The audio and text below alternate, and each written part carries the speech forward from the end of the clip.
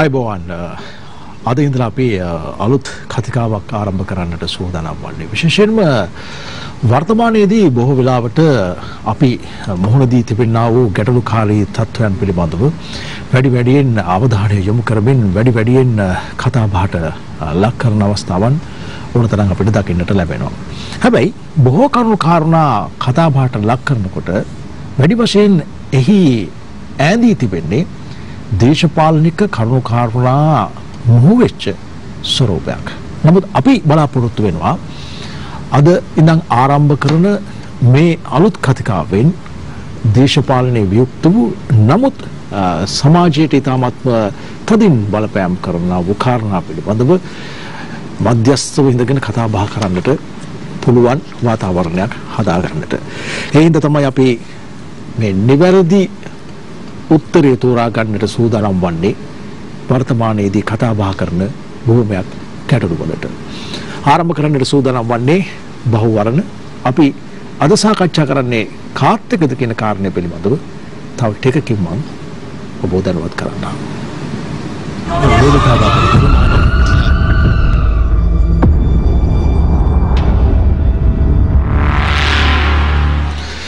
මේ කාලේ කතා බහ කරන දේවල් පිළිබඳව වැඩියෙන් අපි අවධානය යොමු කරලා බැලුවොත් අපිට විශාල ප්‍රශ්නයක් බවට පත් වෙලා තිබෙනවා මේ බල ශක්තිය පිළිබඳව තිබෙනා වූ ගැටලුව. බල ශක්තිය පිළිබඳව කතා බහ කරද්දී නොයෙකුත් මානයන් වලට අපිට යන්නට පුළුවන්කම තිබෙනවා. නමුත් අද අපි කතා බහ කරන්නේ ඛනිජ තෙල් නීතිගත සංස්ථාවේ වෘත්තීය සමිති නියෝජනය කරන නිලධාරී මහතුරුන් සමගින් මේ ඛනිජ තෙල් නීතිගත සංස්ථාවට දැන් මොකද වෙලා තිබෙන්නේ? මේ තෙල් ප්‍රශ්නේ මොකක්ද? මේක ජනතාවට ඉතාමත්ම තදින් බලපානවා. තවත් බොහෝ ප්‍රශ්න තිබෙනවා. ගෑස් ප්‍රශ්න තිබෙනවා. ඒ වගේම ප්‍රවාහනය පිළිබඳ ප්‍රශ්න තිබෙනවා. පොහොර පිළිබඳ ප්‍රශ්න තිබෙනවා. කෘෂි කර්මය පිළිබඳ ප්‍රශ්න තිබෙනවා. වෙන ප්‍රශ්න තෝගයක් තිබෙනවා. නමුත් අද අපි ආරම්භ කරන්නට බලාපොරොත්තු වෙන්නේ යම් ප්‍රමාණයකින් බිල වැඩි වුණොත් සමස්ත පද්ධතියටම බලපෑමක් කරන මේ ඉන්ධන අර්බුදය සම්බන්ධයෙන් ඛනිජ තෙල් අර්බුදය සම්බන්ධයෙන් මේ පිළිබඳව කතා බහ කරන්නට අපි ආරාධනා කළේ බන්දුල සමන් කුමාර මහත්මයා සභාපති කර්මාන්ත වාණිජ්‍ය ප්‍රගතිශීලී සේවක සංගමයේ නියෝජනය කරමින් ඒත් එක්කම සමික අසිතංජ සභාපති ජාතික සේවක සංගමයේ ඛනිජ තෙල් නීතිගත සංස්ථාව නියෝජනය කරමින් ඒ වගේම ජගත් විජේකුමාරරත්න ශ්‍රී ලංකා නිදහස් සේවක සංගමයේ ඛනිජ තෙල් නීතිගත සංස්ථාවේ වෘත්තීය සමිතියේ සභාපතිවරයා ඒත් එක්කම ආනන්ද පාලිත මහත්මයා සමග ඒකාබද්ධ වෘත්තීය සමිති බලවේගයේ කැඳවුම්කරු. අපි ඔබ සිව් දෙනාම ඉතාමත්ම ගෞරවයෙන් පිළි අරගෙන සාකච්ඡාවට මූල්‍ය ආරම්භය ලබා ගන්නට සූදානම් වෙන්නේ බන්දුල සමන් කුමාර මහත්මයාගේ. ප්‍රශ්නයක් තිබෙන බවක් පෙනෙනවා ඛනිජ තෙල් සම්බන්ධයෙන්. අපිට දැනෙනවා ඒ පිළිබඳව කතා බහ වෙනවා. නොයෙකුත් ආකාරයේ මාධ්‍ය ප්‍රකාශ නිකුත් වෙනවා. අගතිතුමා එකක් කියනවා, වෘත්තීය සමිතිය තව එකක් කියනවා. හාත්පසින් බලාගෙන ඉන්න ජනතාවගේ අදහස් ඊටත් වඩා වෙනස්. මොකක්ද ඇත්තටම වෙලා තියෙන්නේ?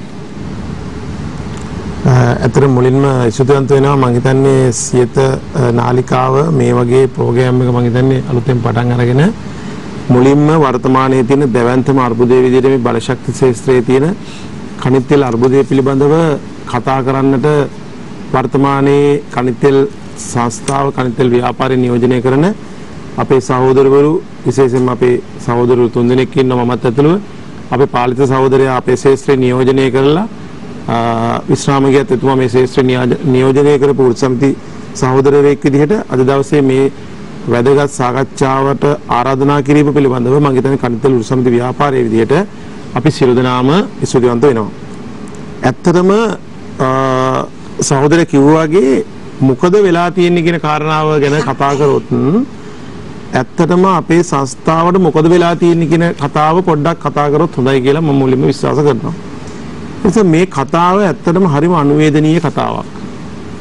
ඒ කියන්නේ මේක හරියටම සමාන කරොත් අපි හිතමු ස්ථිර ආදායම් මාර්ගයක් නැති පවුලක අම්මා තාත්තා නැති වුණාට පස්සේ ඒ පවුලේ බර කරට අරගෙන වැඩ කරන්න වෙන්නේ වැඩිමහල් සහෝදරයාට හරි සහෝදරියට හරි.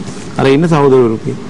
ඒ නිසා ඇත්තටම මේ කතාව සමාන කරොත් කණිතෙල් නීතිගත සංස්ථාවේ කතාව සමාන කරොත් අන්නර මම අර කිව්වා වගේ පවුලේ අම්මා තාත්තා නැති වෙච්ච පවුලක වැඩිමහල් සහෝදරයා හරි සහෝදරිය හරි මුළු සමස්ත රටේම රාජ්‍ය ව්‍යාපාර සියලුම ආයතනවල සමස්ත අපේ රටවැසියන්ගේ බර ඇදපු ආයතනයේ බවට කණිතෙල් නීතිගත සංස්ථාව තමයි මේ බර ඇද්ද කියලා කිව්වොත් මම හිතන්නේ මේ කතාව සරලව තේරුම ඒක තමයි කියන්න තියෙන්නේ.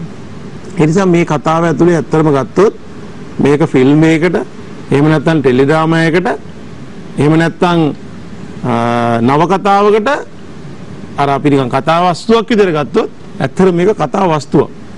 මේ කාරණාව ගත්තොත්.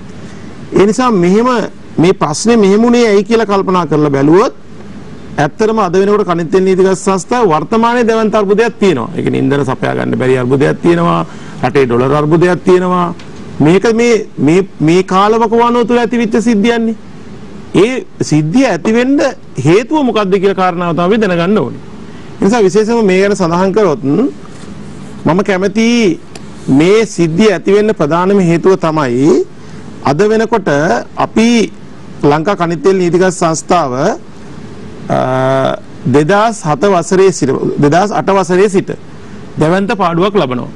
ඒතර එහෙම හිතුවාම හිතයි මේ 2008න් පස්සේ පාඩු ලබන්නේ මේ දේශපාලන කාරණාව මූලික කරගෙන මේ 2008න් පස්සේ රාජ්‍ය පාලනය කරේ මේ මහින්ද රාජපක්ෂ ජනාධිපතිතුමා ඊට පස්සේ දැන් වර්තමාන ගෝඨාභය රාජපක්ෂ ජනාධිපතිතුමා පාලනය කරනවා.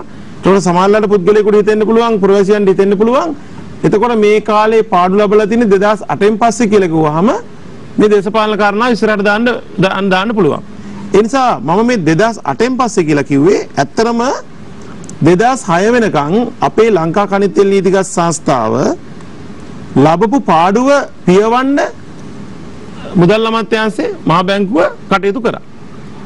ඒක නැති වෙන්න හේතුව තමයි විශේෂයෙන්ම 2003 වසරේ අපි දන්නවා 2002 අංක 33 කියන විශේෂ විධිවිධාන පනත ගෙනල්ලා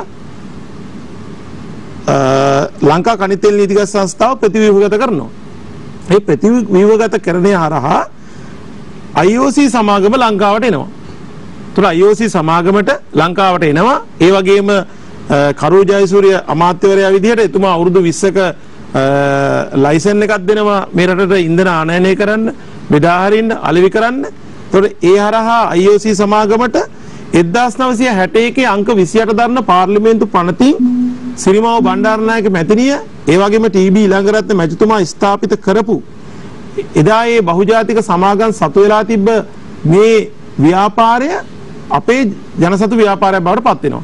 හැබැයි මේ 61 අංක 28 දරන පාර්ලිමේන්තු පනතේ තිබ්බ අයිතිය එදා තමයි 2003 අවුරුද්දේ 2002 අංක 33 කියන විශේෂ විධිවිධාන පනතේ මෙන්න අපිට අහෝසි වෙලා යනවා. මෙන්න මේ කියන කාරණාවත් එක්ක අපේ රටේ තෙල් ඒකාධිකාරය පවත්වාගෙන ගියපු ඛනිජ තෙල් නීතිගත සංස්ථාවේ ව්‍යාපාරයට IOC සමාගම එකතු වෙනවා. IOC සමාගම එකතු වුණාට පස්සේ මොකද්ද වෙන්නේ? 2006 වෙනකන් අපේ සංස්ථාවේ අපි හිතමුකෝ දැන් අපි පාඩු ලබනවා කියලා පාඩු ලබන්න ප්‍රධාන හේතුවක් තියෙනවා. පාඩු ලබන්න ප්‍රධාන හේතුව මේක රාජ්‍ය ව්‍යාපාරයක් ලාභ ඉපීමේ අරමුණ මූලික කරගෙන ස්ථාපිත කරපු ආයතනයක් නෙවෙයි. වාණිජ ආයතනයක් වුණාට මේක මහ ජනතාවට සේවයක් සපයන්න. ඒ වගේම රාජ්‍ය ව්‍යාපාර රැකගන්න මේ සියලු කරුණු කාරණාත් එක්ක මේක යනකොට මේ 2006 වසර වෙනකන් මහා බැංකුවේ සෙන්ට්‍රල් බැංක් එකේ මේක අපේ පාඩුව අවම කරා. හැබැයි 2006 උනේ IOC සමාගම ආවට පස්සේ 2003 IOC සමාගම එනකොට මේ රටේ ඉන්වෙස්ට්මන්ට් එක විදිහට ගත්තොත් රුපියල් බිලියන 7.5යි. රුපියල් බිලියන 7.5ක් ඉන්වෙස්ට් කරපු IOC සමාගමට 2006 වසරේ අර අපි අර පාඩුව අවම කරගන්න ලංකා කණිතෙල් නීතිගත සංස්ථාවට පාඩුව වසරකට කොච්චරද කියලා බලලා ට්‍රෙසරි එකෙන් අපි ඒක සෙට් ඔෆ් කරනවා වගේ IOC සමාගමටත් දෙන්න උනා අවුරුදු දෙකක් ඇතුළතදී රුපියල් බිලියන 5ක් ආපහු දෙන්න උනා.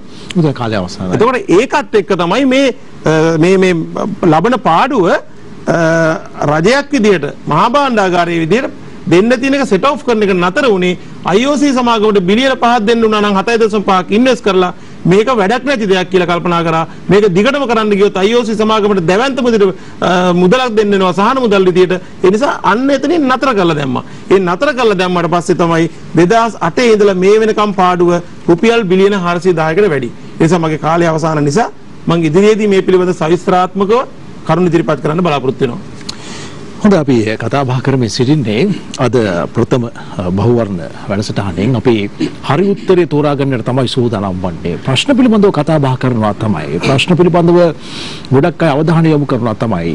ඒ පිළිබඳව වගකිය යුතු අය පවා ප්‍රශ්නේ අවසානයේදී ජනතාවගේ කර මතට ගෙනල්ලා තියලා මට මෙහෙම කළොත් මම මෙහෙම කරන්නම් කියන උත්තරේ නම් දෙන්නේ අපිට සිද්ධ වෙනවා වගකිය යුතු මාධ්‍යයක් විදියට සමාජ කතිකාවක් ගොඩනගන්නට මේ හරි උත්තරය තෝරාගත යුත්තේ කෙසේද කියන කාරණය සම්බන්ධයෙන්. එහි ප්‍රථම අධීර තමයි අද අපි බහුවර්ණ වැඩසටහනෙන් ආරම්භ කරන්නේ. මම කැමතියි ජාතික සේවක සංගමය නියෝජනය කරන කණිතෙල් නීතිගත සංස්ථාවේ වෘත්තීය සමිතියේ සභාපතිවරයා සමික අසිතංජ මහත්මයා. දැන් මේ බන්දුල මහත්මයාගේ පැත්තෙන් කියවිච්ච කාරණයක් තියෙනවා මේ විශේෂ විධිවිධාන පනත ගෙනල්ලා 2002 අංක 33 යටතේ ගෙනල්ලා මේ කණිතෙල් නීතිගත සංස්ථාවේ මේ තියෙනා වූ ඒකාධිකාරියක් තිබුණා නම් යම් කිසි රාජ්‍ය ආයතනයක් විදියට තිබුණා නම් ඒට යම් බල පරාක්‍රමයක් මේක නැති වෙනවා මේ IOC එක ආපු හින්දා කියලා 2002 ඔබතුමා නියෝජනය කරන පැත්තෙන් තමයි ආණ්ඩුව තිබුණේ. යම්ත මෙතන අපි ප්‍රථමයෙන්ම ස්තුතිවන්ත වෙන්න ඕනේ අද මේ අවස්ථාව මේ වෘත්තීය සමිතිය හැටියට අපිට මේ සියත නාලිකාව ලැබලා දීපු එක මේ පළවෙනි වැඩසටහන.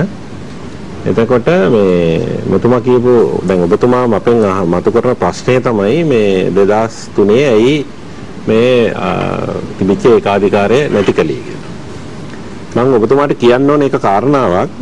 අපි 2001 අවුරුද්දේ මේ රටේ ආණ්ඩු පෙරලියක් සිද්ධ වෙනවා.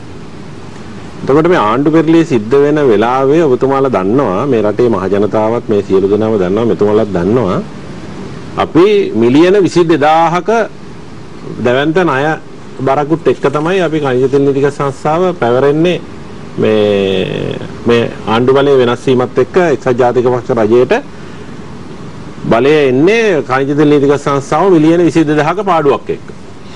එතකොට එවකට හිටපු ඒ පාලනාධිකාරිය කල්පනා කරන්න ඇති අපේ එකඟතාවයක් තිබුණාද නැද්ද කියන එක අපි වෘත්තීය සමිතියක් හැටියට අපි මේ රාජ්‍ය දේපල පෞද්ගලීකරණය කිරීම සම්බන්ධයෙන් බොහොම පැහැදිලි පක්ෂයේ මතය කුමක් වුණත් අපි යම් අපේ ප්‍රතිවිරෝධයක් තියෙනවා. ඒක පැහැදිලිව කියන්න ඕන. ඒක එදත් එහෙමයි අදත් එහෙමයි හෙටත් එහෙමයි.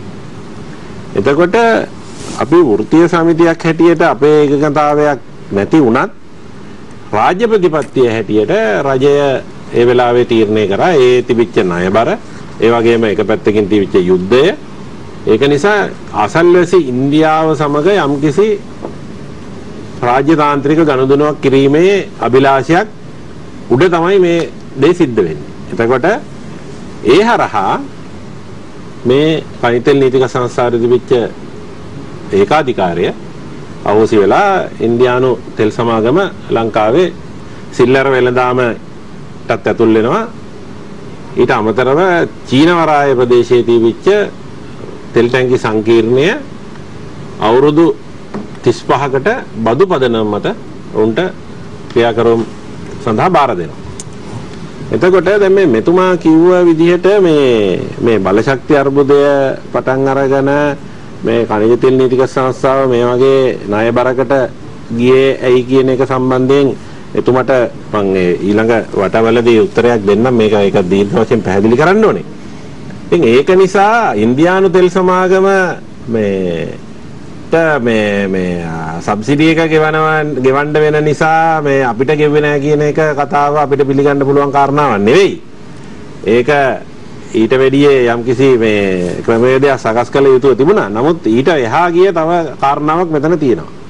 මොකද මේ ලංකාව මේ බලශක්තිය කියන එක මේ රටේ බලශක්තිය අවශ්‍යතාවයේ සැපිරීම khනිජ තෙල් නීතික සංස්ථාවට තමයි මේ තියෙන්නේ.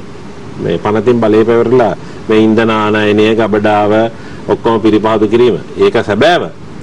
නමුත් මේ සඳහා වෙන අපි රුපියල් වලින් ගනුදෙනු කරන්නේ. මේ අපි ඩොලර් වලින් අපි මේ බිස්නස් එක කරන්නේ නැහැ. එතකොට ඒ සඳහා අවශ්‍ය වෙන මේ ඩොලර් සැපයීම රජයේ යුතුයකම. ඒක අපිට මේ අපි ගිහිල්ලා මේ බැංකුව වලින් ණයට ඩොලර් අරගෙන ඒක අපිට ගෙවා ගන්න දැන් අද මේ තත්ත්වය ඇති වෙලා තියෙන එකනේ. මේ ණයබර ඉහළ යන්නේ ක්‍රමානුකූලව. මේ ඩොලර් වල මේ විනිමය අවපාතය මේ අවප්‍රමාණීය වීම තුළ මේ ණයබර මහා කන්දක් බවට උඩට ගිහිල්ලා තියෙනවා. ඊට අමතරව මේ විදුලි ජනනය සඳහා අවශ්‍ය වෙන ඉන්ධන සැපයීම සහන මිලට දීලා. එතකොට ඊටාම මේ කාර්යක්ෂමව පවත්වාගෙන ගිය ශ්‍රී ලංකන් එයාලයින් එක මේ එක්කෙනෙක්ගේ දෙන්නෙක්ගේ උමනාවට මේ ආවව නැවත ආණ්ඩුවට පවරගෙන මේ වැඩ කරන්න බැරි මිනිස්සුන්ව දාලා මේ කළමනාකරණය මේ දුර්වල කරලා මේ අපිට දැන් බිලියන 63ක් මේ ශ්‍රී ලංකන් එයාලයින් එක අපිට ගෙවන්න තියෙනවා විදුලි බල මණ්ඩලය සහ ඒ ආශ්‍රිත සමාගම් 100යි. එතකොට අනිකුත් අය ඒ වගේ විශාල බරකට ඇදලා දැම්මේ ඒ විවිධ ආණ්ඩු විසින් ඒ ආණ්ඩු කරපු සියලු දෙනා මේකට වග කියනවා. මේක khනිජ තෙල් නීතික සංස්ථාවට අදාළ කාරණාවක් නෙවෙයි. මේ khනිජ තෙල් නීතික සංස්ථාව කාට හරි ඔයා රුපියල් 100කට ගේන භාණ්ඩයක් මම කියනවා නම් මේ බන්දුල සමන් කුමාර සහෝදරයාට 90ට දෙන්න කියලා මම ඔයාට රුපියල් 10 දෙන්න ඕනේ. නැත්නම් ඔයාට පාඩුවෙන් ඉන්න බෑනේ. හරිද? ඒ වගේ තමයි khනිජ තෙල් නීතික සංස්ථාවත් ගේන භාණ්ඩය විදුලි බල මණ්ඩලයට සාහන මිලට දෙනවා නම් ඒකේ සබ්සිඩි එක අපිට දෙන්න ඕනේ. මේ IOC එක විදුලි බල මණ්ඩලයට තෙල් දුන්නේ නෑනේ කවදාවත්. හරිද? ඉතිහාසයේ කවදාවත් දීලා නෑනේ. ඒක නිසා මෙතුමා කියන කාරණාව සම්බන්ධයෙන්ුත් අපිට එහෙම එකඟ වෙන්න පුළුවන් කමක් නෑ. ඔබතුමා කාලය අවසන්. නමුත් මේ khනිජ තෙල් නීතික සංස්ථාවේ මේ තියෙන අර්බුදය සම්බන්ධයෙන් රජය මීට වැඩිය මේ khනිජ තෙල් නීතික සංස්ථාව ඕන වෙලාවක අපිට මේ රටේ බලශක්තිය අවස්ථාවේ සපුරන්න පුළුවන්. මේක සංස්ථාවේ ප්‍රශ්නයක් නෙවෙයි. මේ khනිජ තෙල් ආනයනය කිරීම සඳහා ඩොලර් නැතිකම තමයි ප්‍රශ්නේ තියෙන්නේ. ඒක නිසා මේ ප්‍රශ්නෙට ඩොලර් හොයන්න පුළුවන් ක්‍රමවේදයක් මේ ආණ්ඩුව සකස් කරන්න ඕනේ. ඒකට khනිජ තෙල් නීතික සංස්ථාවේ සේවකයෝත් මේ khනිජ තෙල් නීතික සංස්ථාවත් වක්කිය යුතු නැහැ කියලායි අපේ මතය. හොඳයි ජගත් විජේගුණරත්න මහත්මයා. දැන් ඔබ ඉන්නේ ආණ්ඩු පක්ෂයේ නියෝජනය කරන වෘත්තීය සමිතියක වර්තමානයේදී චෝදනාවක් තිබෙනවා දැන් මේ තියෙන ප්‍රශ්නෙට විසඳුම තියෙන්නේ සහ මේ ප්‍රශ්නය මේ අර්බුදය උද්ගත වෙලා තිබෙන්නේ ඩොලර් සම්බන්ධයෙන්. ඒකට වගකිය යුත්තේ සහ ඒට ප්‍රතිකර්මය ලබා දිය යුත්තේ ආණ්ඩුව නම්. ඔබ මේ පාර්ශව කරුවෙක් නම් මේ චෝදනාවට ඔබට උත්තර දෙන්නට සිද්ධ වෙනවා. මුලින්ම ප්‍රසන්න මහත්මයා අපි ස්තුතිවන්ත වෙනවා khනිජ තෙල් වෘත්තීය සමිතිය විදියට තමුන්නාන්සලාගේ රූපවාහිනී නාලිකාවේ බහුවර්ණ කියන වැඩසටහන පටන්ගෙන අපේ khනිජ තෙල් වෘත්තීය සමිතිය වලට පළවෙනි අවස්ථාව ලබා දීලා ගෞරවයක් ලබා දීලා අපේ වෘත්තීය සමිතිය වලට මේ අවස්ථාව ලබා දීම සම්බන්ධව සීලම khනිජ තෙල් සේවකයන්ගේ ගෞරවනීය ස්තුතිය ඔබතුමාගේ ආයතනයේ සභාපතිවරයාට සහ අධ්‍යක්ෂ මණ්ඩලය ඇතුළු මේ වැඩසටහන නිෂ්පාදකතුමාලට අපි මුලින්ම පුද කරන්න ඕනේ. ඇත්තටම මේ වෙනකොට අපේ රට පත් වෙලා තියෙන්නේ ඩොලර් අර්බුදය khනිජ තෙල් ගෙනීම සඳහා පමණක් නෙවෙයි. ඉතින් මේක කතා කරොත් මේ රට මේ අවාසනාවන්ත තත්ත්වයට පත් වෙන්න මේ වර්තමාන රජය විතරක් නෙමෙයි 1948 අපි නිදහස ගත්තට පස්සේ මේ රට පාලනය කරපු සෑම රජයක්ම සෑම ජනාධිපතිවරයෙක්ම සෑම ආණ්ඩුවක්ම වගකියන්න ඕනේ. ඒක මේ ආණ්ඩුවට විතරක් පටලනවා නම් ඇත්තට මම කැමති නෑ. මුලින්ම අපේ බන්දු සමන් කුමාර සහෝදරයා සහ අපේ ජාතික සංගමේ සහෝදරයා කිව්වා වගේ මේ තෙල් ඒකාධිකාරය ගැන සහ IOC සමාගම ගැන මුලින්ම කතා කරලා හිටියොත් හොඳයි කියලා මම හිතනවා. මම 1995 තමයි මේ ආයතනයේ රැකියාවට ආවේ. නවකතේගේ විදියට. අපි 1995 මේ ආයතනයේ රැකියාවට එනවා කියන්නේ ඒ කාලේ khනිජ තෙල් සංස්ථාවට එනවා කියන්නේ මම ගමේ ඉස්කෝලේ ගිහිල්ලා ගම්බදින් ආපු තරුණෙක් විදිහට ආවේ. අපි khනිජ තෙල් සංස්ථාව රස්සාවට එනවා කියන්නේ ලොකු දෙයක්. ඒ කාලේ ලොකු දෙයක්. ඉතින් අපි එනකොට මේ 1995 වර්ෂය වෙනකොට තනිකර කඩිත ලේකාධිකාරී තිබුණේ ලංකා කඩිත නීති සංස්ථාව යටතේ. ඒක සභාපතිවරයෙක්, ඒක අධ්‍යක්ෂ මණ්ඩලයක් සහ ඒක පාලනාධිකාරිය තමයි තිබුණේ. ඒක 95 වෙනකොට මේ රටේ තෙල් බෙදා හැරීමේ කටයුතු කොළොන්නාවෙන් ඒ වගේම ප්‍රධාන කරගෙන තොග තෙල් කපඩ අකුලකින් සහ මේ රටේම තෙල් බෙදා හැරීමේ කටයුතු සිදු කරගෙන ආවා. කිසිම තැනකින් පැමිණිල්ලක් ආවේ නැහැ. අතන තෙල් අඩුයි, මෙතන බාල්ට තෙල් දුන්නා, මෙතන තෙල් දුන්නා කියලා කිසිම අඩුවක් ආවේ නැහැ.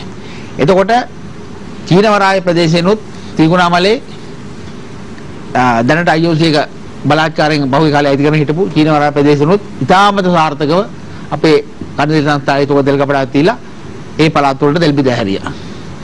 ඔහොම ඉඳද්දී 2003 මේ අපේ තෙල් සංස්ථාව තමන්ගේ රාජකාරිය ඉතාමත් හොඳින් මැනවින් ඒකට ඉස්ස කරගෙන ආවා. ඔහොම යනකොට 2003 අවුරුද්දේ ඒවට පත්වෙච්ච රජය දේශපාලන තීන්දුවක් ගත්තා. මේ තෙල් සංස්ථාව ප්‍රතිව්‍යුහගත කරන්න ඕන කියලා. තව මොකද්ද ලස්සන වචනයක් දැම්මා. මට මතක නැහැ වචනේ දැන්. හැබැයි ඒක කරේ මට මතකයි තරඟකාරීත්වය දෙන්න ඕන කියලා. හැබැයි මේක කරේ එතකොට කඩිතෙල් ඇමති විශේෂ භාර ඇමතිවරයා හිටියේ කරෝජයසුර ඇමතුමා. හැබැයි කරෝජයසුර ඇමතුමා හිටියේ නමට. මේ සම්පූර්ණ මේ ප්‍රතිව්‍යුහගත කරන කියන වැඩ පිළිවෙලයි ඒ වගේම තරඟකාරීත්වය දෙන වැඩ පිළිවෙල ඔක්කොම කරේ වගට රජයේ කැබිනට් ඇමතිවරයෙක් හිට බිලින්ද මොරගොඩ අමාත්‍යවරු තමයි කරේ. එතකොට එහෙම දෙයක් අපේ ආයතන සිද්ධ වෙනකොට ඒ ආයතනයේ වගට තිබුණ වෘත්තීය සමිති සහ සේවකයන්ටත් වගකීමක් තියෙනවා. දැන් ඔන්න අපේ ආයතනයේට තරඟකාරී මට්ටමක් එනවා. මේ කොහෙද යන ඉන්දියාවේ සමාගමක් ගෙනල්ලා මේකට ඇතුල් වෙන්න හදනවා. අපි මේ ගැන දැන් ඔබතුමාලා දන්නවා ඕනම ආයතනයකට නැත්නම් සේවක රස්සාව වලට ගැටලුවක් එද්දී ඒ වෘත්තීය සමිති ක්‍රියාත්මක වෙනවා. ඒ සේවක ක්‍රියාත්මක වෙනවා. නමුත් අවාසනාවකට 2002 අවුරුද්දේ මේ දේ සිද්ධ වුණේ නැහැ. එවකට එක්සත් ජාතික පක්ෂ රජයේ ක්‍රියාකාරී අධ්‍යක්ෂවරු දෙන්නෙක් හිටියා ජාතික සේවා සංගමයේ. එතකොට මේ මාතෘ ජාතික සේවා සංගමේ නිලධාරී දෙන්නෙක් නෙමෙයි හිටියේ. තිස්ස පෙරේරා සහ ලලිත් වික්‍රමසිංහ කියලා මාතෘ දෙන්නෙක්. එතුමාලා දෙන්න තමයි තෙල් සංස්ථාවේ අධ්‍යක්ෂවරු ක්‍රියාකාරී අධ්‍යක්ෂවරු දෙන්නෙක් විදිහට වැඩ කරේ. ලලිත් වික්‍රමසිංහ මහත්තයා තිස්ස පෙරේරා මහත්මයා ජාතික සේවා සංගමේ සභාපති සහ ලේකම්වරයා විදිහට තමයි වැඩ කරේ. කොහොමද ඉතින් ආණ්ඩුවේ වෘත්තීය සමිති ආණ්ඩුව පැත්තට ටිකක් බරයිනේ. ඒ කියන්නේ දොසක් කියන්නත් බෑ ඉතින්. ඒගොල්ලෝ කඩේ යන්න එපාය. නමුත් එවකට ජනතා විමුක්ති පෙරමුණ වෘත්තීය සමිතියවත් නැත්නම් පොට්ටේ වෘත්තීය සමිතියවත් තිබුණේ නැහැ. තිබුණේ ශ්‍රී ලංකා නිදහස් සේවා සංගමය. ඒවල අපි ශ්‍රී ලංකා නිදහස් සේවා සංගමේ සමාජිකයෝ. ඒතකොට එවකට හිටපු ශ්‍රී ලංකා නිදහස් සේවා සංගමයත් මරණින්ද හිටියේ මේක මොකද්ද වෙන්නේ කියලා බැලුවේ නැහැ. ඉතින් අපි මේ රට ආදරය කරන තරුණ විදියට තෙල් සේවක විදියට අපි තෙල් සංස්ථාව සුරකීමේ සංවිධානය කියලා පිළිහිටුවගෙන අපිට පුළුවන් හැකි ආකාරයෙන් මාධ්‍ය නිවේදන ඉක්ුත් කරගෙන මේ සටන විරුද්ධව අපි කටයුතු කරා. තව මිනිත්තුවක් කාලයක් තියෙනවා. අපි කටයුතු කරා.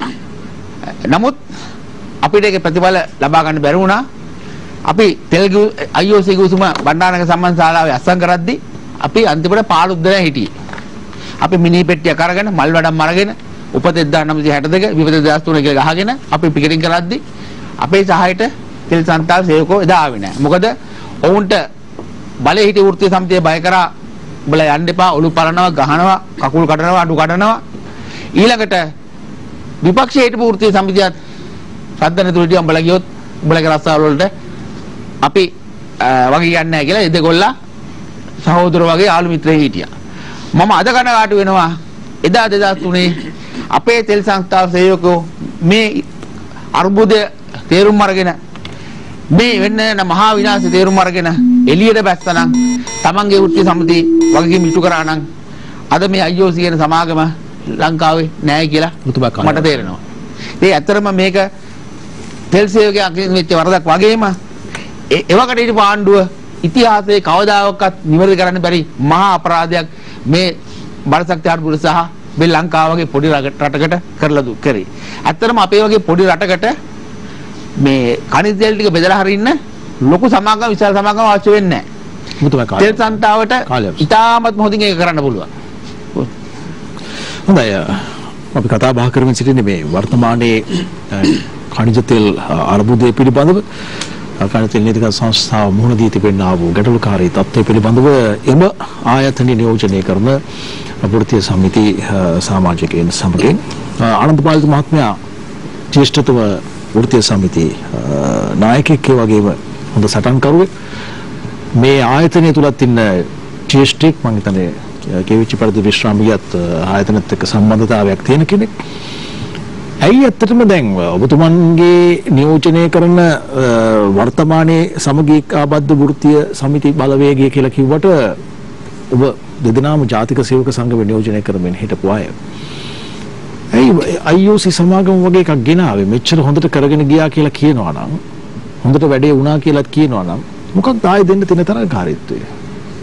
මේක අපි මැදින් ලොකු කරන්න නරකයි. සේතරම ස්තුතිවන්ත කරනවා මේ බලශක්ති අර්බුදය ගත්තා කියලා. මේක 2002 නෙමෙයි එන්නේ. චන්දිකා මැතිණිය කාලේ PB ජයසුන්දර මනෝ තිත්තවැල්ල ඇතුළු කමිටුවක් පිහිටවනවා සරත් අම්ලුග මැතිතුමාගේ දහනත්වයෙන් මේක ප්‍රතිවිගත කරන්න. මේක විතර නෙමෙයි විදුලි බල මණ්ඩලයත් එක්ක කමිටුව එන්නේ. ඒ ගෙනාපු ආසියන් සංවර්ධන සැලැස්ම තමයි ඊළඟට එක්සත් ජාතික පෙරමුණ ආපුවම ක්‍රියාත්මක කරන්න.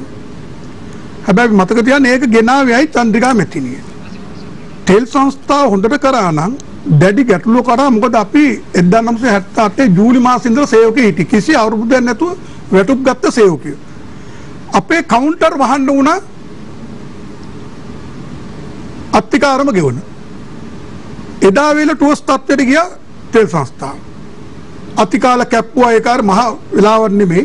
මොකද අපි පටන් ගන්නකොට 1977 ගන්නකොට තිබුණේ හවස 4ට වහන්න තෙල් සංස්ථාව. තෙල් සංස්ථාවේ වැඩිම ස්වර්ණමය යුගයේ ගෙනාවේ ජීවුණෝ ඇති ගබඩා සංකීර්ණ හදලා දුම්රිය වැගන් කරලා ඒ මේ ටික වර්ධනය කරේ සුද්ධගෙන් පස්සේ දඩලි සේනායක මැතිතුමා පිරිපහදුව හදනවා. ඊළඟ ක්‍රියාත්මක භාවයට ගියා. ඒ වගේම ඇතුලේ තිබුණ ආයතන පුද්ගලිකංශයට ගියා. හැබැයි ඒක තරංකාරී කරන්න පුළුවන්. හැබැයි තෙල් සංස්ථාවට LIOC කෙනකොට අපි කවුරුත් සේවකයෝ වශයෙන් මේවට විරුද්ධයි. හැබැයි රටේ එදා තිබුණු තත්ත්වය මොකක්ද? අපි දැක්ක පිරුම්හල් වල තත්ත්වය. තාක්ෂණය තිබුණෙත් නැහැ. ඒ මොනවා වුණත් මේ මොහොත වෙනකනුත් 115ක්වත් ගිහිල්ලා නැහැ LIOC එක. 185ක්ම කවුද කරන්නේ? තෙල් සංස්ථාව. මේ පෙට්‍රල් වලින් 10%යි යන්නේ. එන මේ තත්ත්වය උඩ. එන මේක ඇති කරේ දේශපාලන ක්‍රියාමාර්ග 1993 ඉඳලා ගන්න උනා. මිලියන 28000කින් ලාභ දීපු 93 දුන්නේ එක 2002 වෙනකොට 2001 වෙනකොට මිලියන 22000 ගානකින් පාඩුව දුන්නේ. හැබැයි මේ ඔක්කොම දැනගෙන තමයි 2005 මහින්ද රාජපක්ෂ මැතිතුමා බලය ගන්න. මොකද අනේ විකිණුපා ගැන කතා කරා. LIOC එක දෙන්නේ කවෝසි කරනවා කිව්වා. චීන වරාය පවර ගන්නවා කිව්වා. මේවා ජාතික මර්මස්ථාන කරනවා කිව්වා. ඒ වෙනුවෙන් මෙතුමලගේ වෘත්තීය සමිති පුදුම හඬක් නැගුවා. බරපතල ජනතාවට සේවය සපයන්න බැරි තත්ත්වයට ගෙනාවා. මේක එලවන්න ගියා. අපි කිසි කෙනෙක් විරුද්ධ වුණේ නැහැ. ඒ ව්‍යාපාරේ ප්‍රබල විදියට ගියා. කොළ බෙදුවා LIOC එක පන්නන්න ඕනේ. ඉන්දිය තෙල් ගන්න එපයි කියලා. හැබැයි වර්තමානයේ මොකද්ද අපි කතා කරන්නේ? මේ කරපු ඔක්කොම අද කොතෙන්ද ඇවිල්ලා තියෙන්නේ? 2002 ඉඳලා 2005 ඉඳලා 2015 වෙනකන් අර 2002 හඬ නගුප එක ඒ වෘත්තීය සමිති මී කියලා හිටියේ 2015 වෙනකන්. චීන වරාය ගත්තද? LIOC එකේ බදු ගිවිසුමට මොකද උනේ? LIOC එකට ගිවිසුමක් නැති හිටිය එකට ලුබ්‍රිකන්ට් පාවිච්චි කරන්න දුන්නා. ලීසි තෙල් ඒ ප්ලාන්ට් එක හදන්න දුන්නා. මේ ටැංකිය හදන්න දුන්න තියෙන වරාය. ගිවිසුමක් නැතුව ඒ දීලා 2019 ආපහු ආවා. මේ ඔක්කොම දැනගෙන මේ වියත්මක ඔක්කොම කතා කරලා අධ්‍යක්ෂින් ඔක්කොම අරගෙන මෙව්ව ගන්නවා ඩොලර් වලට වඩා රටේ සම්පත වැඩගත්. ඊටම ඇත්ත. ඇටරම ලක්ෂය ඡන්ද දුන්නා. මේ සහෝදර ඔක්කොම පුදුම විදියට බහැල වැඩ කරා. යහපාලන කාලේ මාරාන්තික උපවාස කරා. මේක දෙන්න දෙන්නේ 2016 17 ගෙනාපු දෙන්න ගිය ආකාරය නවත්වනවා කියලා කිසිම වරදක් නැහැ. හැබැයි දැන් මොකද වෙලා තියෙන්නේ? අපි පෙබරවාරි 4 වෙනිදා 74 වෙනි නිදාස් දිනේ සමරන්නේ කාලකන්ණි විදියට මේපා. මේ රටේ තියෙන මර්මස්ථාන දීලා තියෙන මොහොතක්. තෙල් සංස්ථාවේ 2002 ගැන මෙතුමාලා කතා කරන වෙච්ච දේ. ඉතා කනගාටුයි මොකද්ද? ඊයේ විදුලි බල ඇමතිතුමා කියනවා අපි තෙල් ගේනවා ගන්නවා LIOC එකකින්. මේ එලවන්න කියපු සමාගම LIOC එකකින් ගන්න. කවුරුත් කතා කරන්නේ. මේ සම්පත රකින්න ආවි. ඒ තත්ත්වයේ උඩ තමයි භයංකාර තත්ත්වයක් අද රටේ යන්නේ. අපේ මර්මස්ථාන නැති කරා විතරයි නෙවෙයි ඉන්ධන අයිතියයි විදුලි අයිතියයි පාලන බලේ අද ඉන්දියාව නතු වෙනවා. අපි මේක කිව්වා. අපි විරුද්ධ හැබැයි 2017 වෙනි දින දැන් ඉතා ප්‍රබල වෙන්න එපා ආණ්ඩු. 2005 15 වෙනකම් මුකුත් සද්ද නැහැ. ආපහු 15 ඉඳලා 19 වෙනකම් ඔක්කොම වීරිය වුණා. හැබැයි ඒකම gediya පිටින් 2019 ගෙනල්ලා ජනවාරි 6 වෙනිදා බලශක්තිය ඇමති අස්සම් කරනකොට වෘත්තීය සමිතිය දෙසැම්බර් 20 ඇවිල්ලා කිව්වේ මොකද්ද? මේක කරනවා නම් තමුන්නාන්සලා දැනුවත් කරනවා. රැකියාවලට ගැටළු දෙන්නේ නැහැ. CPS එක සලකනවා. රටේ සම්පූර්ණ පුවත්පත් වලට ප්‍රසිද්ධ කරනවා ගිවිසුම. අදකෝ අද බෙන්ගමියේ නායක හිමියි අපේ කවුද අනිත් අපේ ඇල්ලේ ගුණවන් සාන්තුර මේ ආණ්ඩුව ගෙනාපු නායකයෝ අද අධිකරණයට ගියා. අද ගිවිසුම කාටවත් පෙන්වන්නේ නැහැ. ඊළඟදී මොකද භයංකාරද මේ 74 නිදාස අපිට තියෙනවද මේ වගේ සමරන්න? අධිකරණ ඇමති කියනවා මීට දවස් 4කට උඩදී තෙල් විදුලිය වරාය ජලය දේශීය ආදායම් සහ GMO එක රජයේ වෛද්‍ය නිලධාරීන් මේගොල්ලන්ට වැඩ වර්ජන කරන්න තහනම් කරන ආණ්ඩු ක්‍රම ව්‍යවස්ථාවට ගේනවා කියලා. 1935 සටන් කරලා සුද්දාගෙන් ගත්ත එක විදේශී අපේ සටන්කාරයෝ මේ රතු කොඩිය ඇවිල්ලා තියෙන පක්ෂ කොඩිය නෙමෙයි වෙඩි වැදිලා ගත්ත කොඩිය ඇඳුම මේක මේ ඇඳුම දීලා තමයි ජාත්‍යන්තර කම්කරු අනපනත් වලට ඇවිල්ලා මේ වැඩ වර්ජන අයිතිය ගත්තේ.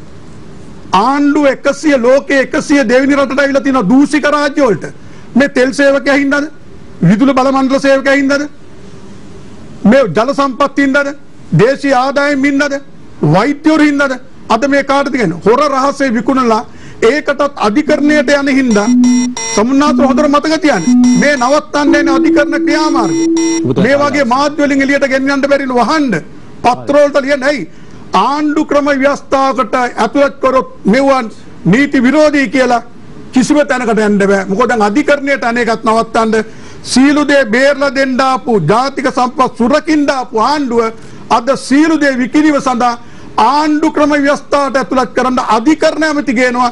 මේ මොහොත වෙනකන් ආණ්ඩුවේ කිසිම ජාතිය හිතේශය 2019 බලය ගන්න කතා කරපු ඇමතිවරයෙක් මන්ත්‍රීවරයෙක් මේ දේශද්‍රෝහී ජාත්‍යන්තර වැඩබිම් විරෝධී ප්‍රකාශන විරුද්ධව කතා කරන්නේ. ඒක ගෙනවත් මේ සාකච්ඡා තියන්න හම්බ වෙන්නේ නැහැ. එහෙනම් ඉස්සෙල්ලා මේ වෘත්තීය සමිතිය වහින්න ඕන ආණ්ඩුවට වගකීමක් තියෙනවා. මේ ප්‍රකාශය ඉල්ල අස් කරගනින් කියන්නේ. ආණ්ඩු ක්‍රම ව්‍යවස්ථාවට ගේන්නේ. හොඳයි බොහොම ස්තුතියි. අපි පළවෙනි වටයයි නිමා කරන්නේ. අද අපි කතා බහ කරමින් සිටින්නේ බහුවර්ණ තුලින්. හරි උත්තරයක් තෝරා ගන්නට උත්සාහ කරන්නේ වර්තමානයේ ඛනිජ තෙල් නීතිගත සංස්ථාව මුහුණ දී තිබෙනා වූ අර්බුදකාරී තත්ත්වය හා සම්බන්ධයෙන්. අපිත් එක්ක එකතු වෙලා ඉන්නවා ඛනිජ තෙල් නීතිගත සංස්ථාව නියෝජනය කරන ප්‍රධාන පිළි වෘත්තීය සමිති 4ක නායකකාරකාදීන් අපි ඔවුන් සමග යලිත් සාකච්ඡා කරන්න බලාපොරොත්තු වෙනවා මේ කෙටි විරාමයෙන් පස්සේ.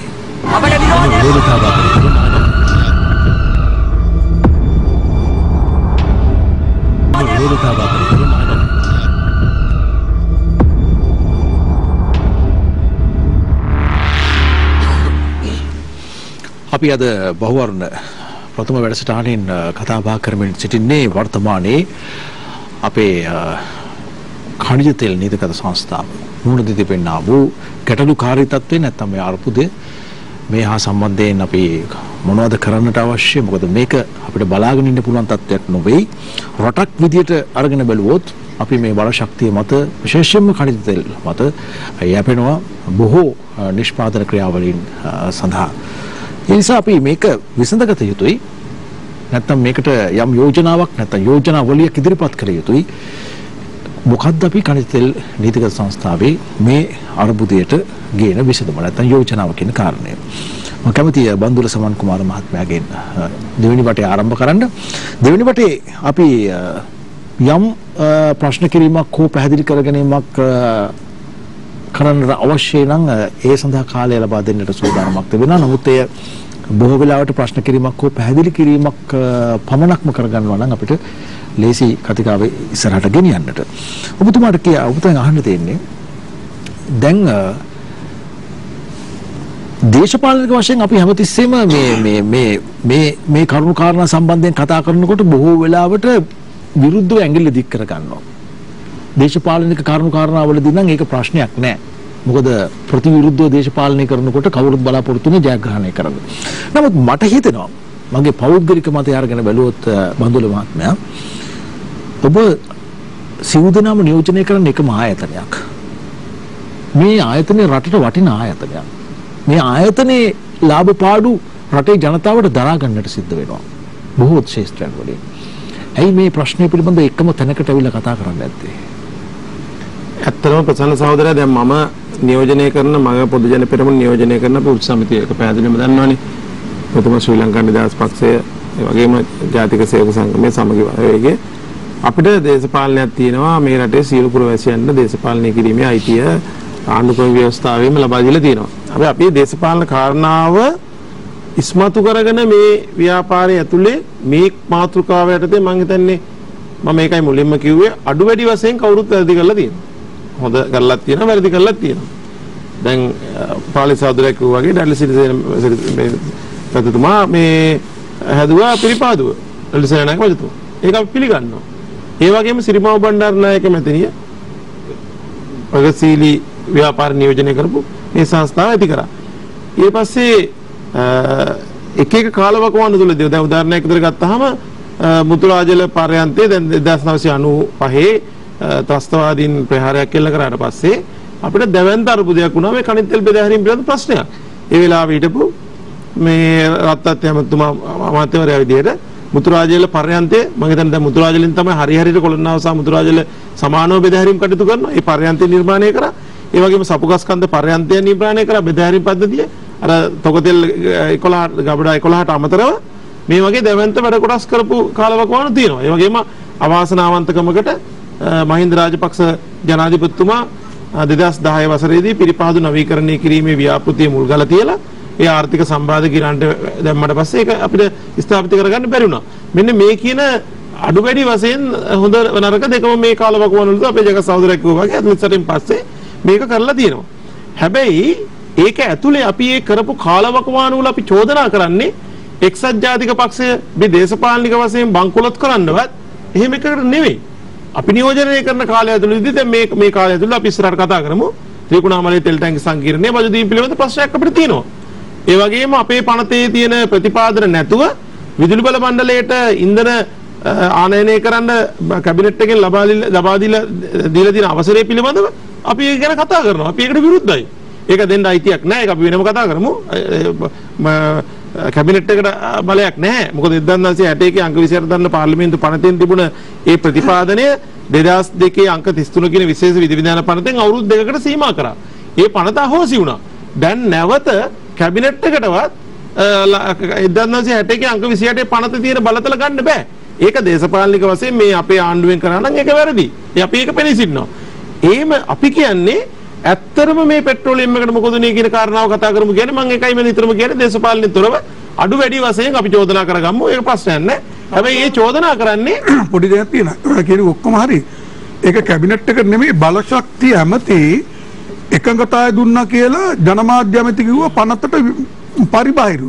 අන්න ඒකයි බරපතල. ඒක දෙන්න බෑනේ. ඉතා බරපතල කරන්න බෑ. බලශක්තිය අමාත්‍යවරයාට බලයක් දෙන්න බෑ. අපි මේ ඒ නිසා මට මගේ අවස්ථාව පරි. ඒ නිසා මම කියන්නේ මේකේ තව කාරණාවක් තියෙනවා. දැන් මම අර කලින් කිව්වා වගේ 2003 IOC සමාගම මෙරටට ආපු එක තමයි ප්‍රධානම කාරණාව කනිත් තෙල් නීතිගත සංස්ථාව මේ අර්බුදයට මුහුණ දෙන්නේ. මෙතුමාලා පිළිගන්නේ දේශපාලනික වශයෙන් මම තර්කයක් ඉදිරිපත් කරනවා. අපේ ජගත් සහෝදරයත් ඒ තර්කෙ ඉන්න අපේ සමස්තෙම ඉන්නවා. ඒ චෝදනාව මම ඒක ඉදිරිපත් කරනවා. මම ඒක ඉදිරිපත් කරන්නේ දේශපාලනික වශයෙන් ඉදිරිපත් කරන්නේ එතකොට මේ තනිත නීතික තෙල් ගේන්න සල්ලි නැති හරි එක. සහෝදරයා ඒක අන්තිමෙන් දෙන්න ඕනේ. නෑ සහෝදරයා ඒක ප්‍රශ්නයක් මම කියනවනේ දැන් අර්බුදයක් තියෙනවා කියලා මම කියනවනේ මම මේ කතාව ගොඩනගාගෙන ඉන්නේ මේකට උනේ මොකද කියලා. ඒතකොට 2002 IOC සමාගම. ඒතකොට CPSTL කියලා සමාගමක් හදනවනේ. CPSTL සමාගමේ තුනෙන් එකක් IOC සමාගමට දෙනවා චයින බේ වලට අමතරව. ඊට පස්සේ CPC එකට තුන එකක් දෙනවා. තවත් සමාගමකට තුන එකක් දෙන්න තමයි හිටියේ.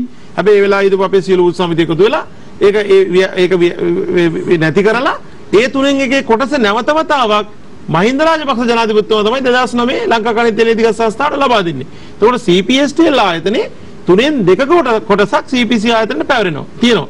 එහෙම තමයි ඉතර බලය තියෙන්නේ. ඒතර මම කියන්නේ ඒ වගේම තමයි ඇත්තම ඉතිහාසයේ නම් මේ බල ශක්තියට ප්‍රතිපත්තියක් තිබෙන්නේ. ඒක අපි පිළිගන්න එපා. ඒ ප්‍රතිපත්තියක් නොමැතිකම හින්දා තමයි අර 2003 අර විදියට ප්‍රතිව්‍යුහගතකරණය කරන්න ඕනේ. දැන් ඉන්දියාව කවදාකවත් ඉන්දියාව ආණ්ඩු මාරුණයි කියලා බල ශක්ති ශාස්ත්‍රයේ විදේශ ප්‍රතිපත්තිය ආර්ථික ප්‍රතිපත්තිය වෙනස් කරනවා ඉන්දියාව විතර නෙවෙයි ලෝකෙ බොහෝ රටවල. ඉතින් අපේ රටේ මේ ප්‍රතිපත්තියක් නැති හින්දා බල ශක්ති ශාස්ත්‍රයේ ප්‍රතිපත්තියක් නැති හින්දා 2003 ඒ වෙලාවේ රනිල් වික්‍රමසිංහ මහත්තයා තීරණය කරා.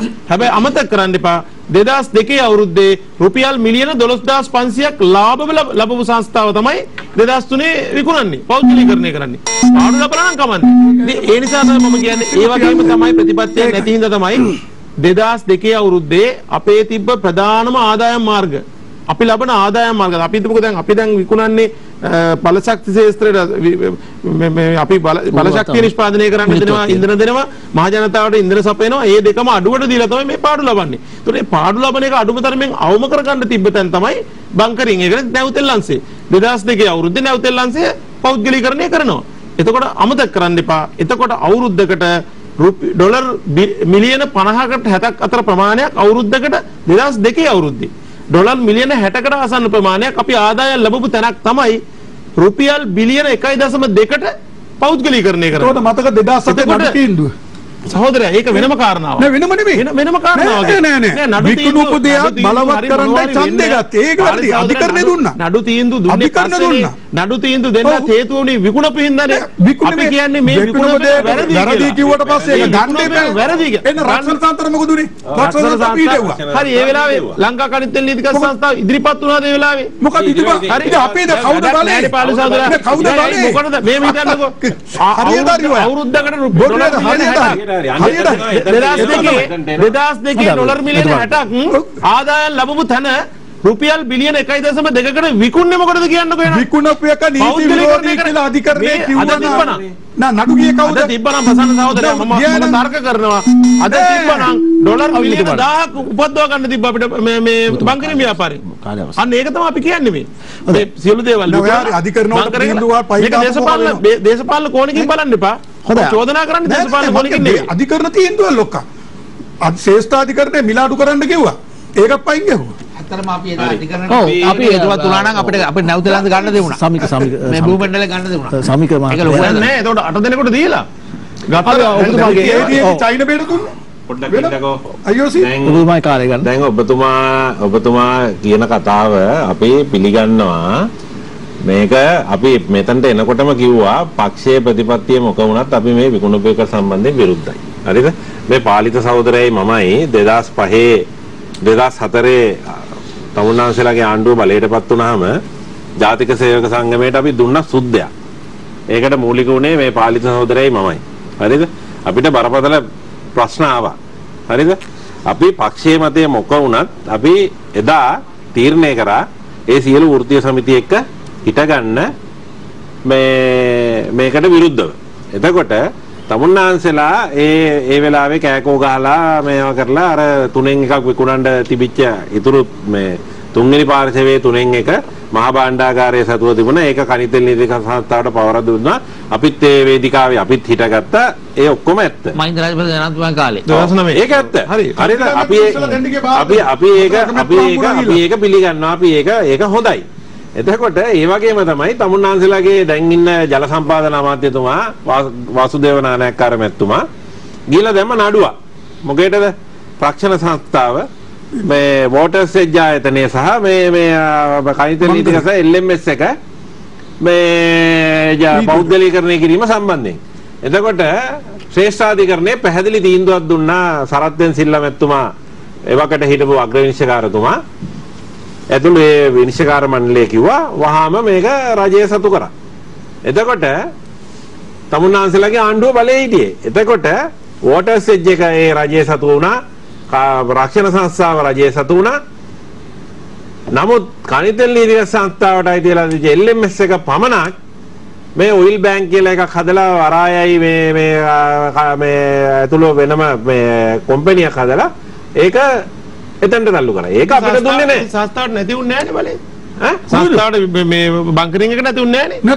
ඇයි නැත්තේ? ඒ ඊට පස්සේ නඩුවෙන් තීන්දුව සංස්ථාවට නඩුවෙන් බංකරින් එක තියෙනවා. ඒක තමයි නඩුවෙන් පාර්ශව 8ක් හිටියද ඒක? ඒක නෙමෙයි මමයි සංස්ථාවට නැති වුන්නේ නැහැ. මම කරන 2003 පස්සේ මම අසන්ත දෙමෙල් මහත්තයා ඔව් වාසුරණකාර මහත්තයාගේ යුනියන් ගියා කම්කරු කොමසාරිතුමා ගාට අපිට කැඳවලා 11 මාරෙනකම් බැලුවා අනික් කිසි වෘත්තීය සමිතියක් ආවේ නැහැ උදේ 9 මාරින් ඉඳලා 11 මාට කම්කරු කොමසාරිස් කිව්වා තවත් බලන්න බෑ අසන්ත දෙමෙල් කිව්වා කරුණාකරලා ගන්න මිනිස්ටර්ව කියලා මිනිස්ටර්ට යා කිව්වා ආනන්ද ගන්න කිව්වා නෑ ඔබතුමා ගන්න කිව්වා අරගෙන දෙන්න කිව්වා කොමසාරික මට එපා ස්පීකර් ෆෝන් දාන්න කියලා එයා කිව්වා මෙතන ප්‍රශ්නයක් තියෙනවා මේක තීන්දුව දීලා තියෙනවා පෙට්‍රෝලියම් එකට එන්නේ ලේබර් ගැටුමක් ඇවිල්ලා තියෙනවා කියලා.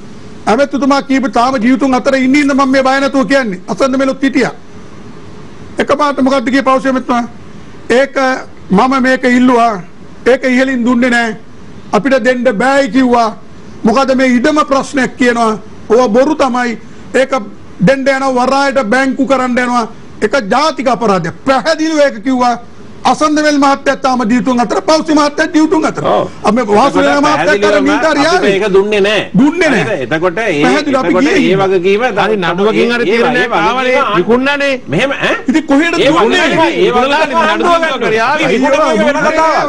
වගකීම ආණ්ඩුව ගන්න ඕනේ එතකොට ඒ වගේම තමයි මේ තමුන්නාන්සලා මේ ඔබතුමා හොඳ කතාවක් කිව්වා මේ බලශක්ති ප්‍රතිපත්තිය සම්බන්ධ බොහොම හොඳ කතාවක්. මොකද මේ රටේ බලශක්ති ප්‍රතිපත්තියක් නෑ ඇත්තටම. නමුත් බලශක්ති ප්‍රතිපත්තියක් හැදුවා. ඒ බලශක්ති ප්‍රතිපත්තියක් හදලා අනුමත කෙරුවා මේ ගෝඨාභය රාජපක්ෂ ජනාධිපතිවරයා. එතකොට ඒකේ පළවෙනි අදියර තමයි මේ ක්ලීන් එනර්ජි කියන එකේ පළවෙනි අදියර තමයි මේ LNG පර්යන්තය රජයේ පළවෙනි LNG පර්යන්තය රජය සතුව තියා ගන්නවා කියලා. ඒ කියලා දවස් ගණනාවයි ගියේ මේ ඉන්න මුදල් අමාත්‍යවරයා ප්‍රමුඛ මේ ආණ්ඩුව කිසි කෙනෙක් නොදන්නා කෙරවල පිටිය යුගදනවි බලාගාරය සහ මේ LNG පළවෙනි පර්යන්තය එහෙම පිටින්ම ගෙඩිය පිටින්ම දුන්නා නිව් පෝට්‍රස් එනර්ජි එකට. ඒක යහපාලනයේදී බලපත් මේ බලශක්ති ප්‍රතිපත්තිය හදලා අනුමත කරලා LNG තෙල් සංස්ථා සතුයි කිව්වා. මේ 2020 ජූලි මාසයේ ඒක දුන්නා විදුලි මණ්ඩලයට. ඒකට පක්ෂද නැහනේ. මේක දුන්නා. ඒක තමයි කියන්නේ. ඒක හරි. ඔයාලා විකුණනකොට ඔයාලා එකක නෑ කිව්වා වගේම අපිත් මං කිව්වා. ඔව් ඒක තමයි. LNG එක දිවලා ආණ්ඩුවේ ප්‍රතිපත්තිය වෙනම දෙයක් අහන්නේ නෑ. එතකොට ආණ්ඩුවේ බලශක්ති ප්‍රතිපත්තියක් තියෙනවා නම් පළවෙනි මේ LNG පර්යන්තය කනිතෙල් නීතික සංස්ථාව සතුව තියා ගන්නවා කියලා තීන්දුවක් තියෙද්දි කබිරසින් මිනිත්තු පෙපර දාලා ගත්තා. අපි ජාතික සම්පත් විකිණීමට එරෙහි මේ පුළුල් සන්දානයක් ගොඩනගලා තියෙනවා. තමුන්නාන්සේ අවාසනාවකට වගේ තමුන්නාන්සලා එතන නැහැ. නමුත් යම් අවස්ථාවලදී තමුන්නාන්සලා ඒකට සහාය දක්වන වෙලාවල් තියෙනවා. කකුලෙන් අදින වෙලාවලුත් තියෙනවා. ඒක වෙන කතාවක්. හරිද? ඒක වෙන කතාවක්. ඒනවල ක්‍රියාශීලී නැහැ. ක්‍රියාශීලී නැහැ. සමහර අය ඔයාලට කියන්න පුළුවන් ක්‍රියාශීලී නැහැ කියලා. ඉතින් මට කියන්න පුළුවන් ඔයා ක්‍රියාශීලී නැහැ කියලා. හරිද?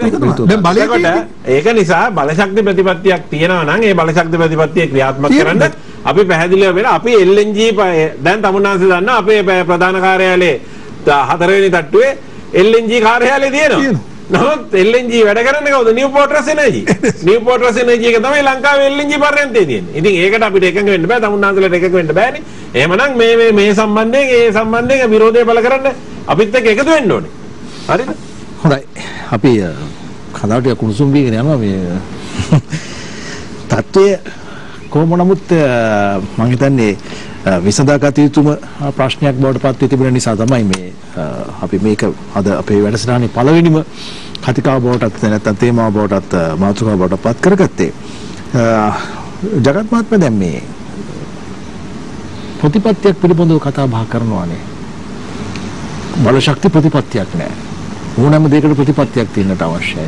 ඒක බලශක්තියේ ප්‍රතිපත්තියක් නැහැ. අපි වැඩි වශයෙන් යැපෙනවා බලශක්තිය සම්බන්ධයෙන් ඕනෑම කරුණු කාරණාවක් සම්බන්ධයෙන්. ඔබතුමන්ලගේ පැත්තෙන් ඇයි එහෙම යෝජනාවක් ගේන්න අදහසක් නැද්ද? බලකිරීමක් කරන්නට අදහසක් නැද්ද? අපි ප්‍රතිපත්තියක ඉඳගෙන මේක අපේ ප්‍රතිපත්තියක් සදා ගන්න ඕනේ. මෙහෙමයි මේ ප්‍රසන්න සහෝදරයා දකුණේ UMP පක්ෂයක් බලයටපත් වුණොත් මේ රටේ මෙච්චර කල් ක්‍රියාත්මක වෙච්ච ප්‍රතිපත්තිය තමයි විකිණීම. වමේ වලයක් පත් වුණොත් අපි විශ්වාස කරන් හිටියේ මෙච්චර කල් මේක විකුණුවා ගණී කියලා. එතකොට සාමාන්‍යයෙන් 2015 අවුරුද්දේ මෛත්‍රීපාල සිරිසේන මැතිතුමා ජනාධිපතිලා රනිල් වික්‍රමසිංහ මැතිතුමා අගමැති වුණාට පස්සේ රටේ පුරවැසියෙක් විදිහට මට ඇත්තටම පොඩි බියක් ඇති වුණා. හම්බන්තොට වරාය විකුණයිද? අපේ කන්දෙල් සංස්ථාව තැන්තිය ටික තව කෑලි උඩ කඩයිද? එහෙම නැත්නම් සීගිරිය ගල් කුරියකට දෙයිද? නැත්නම් දළදා මාලිගාවේ දළදා කරුණු වයින් කරලා ඒක නයිට් ක්ලබ් එකක් දායිද? ඔන්න වගේ හිතුවිලි රටේ පුරවැසියෙක් විදිහට මට ඇති වුණා.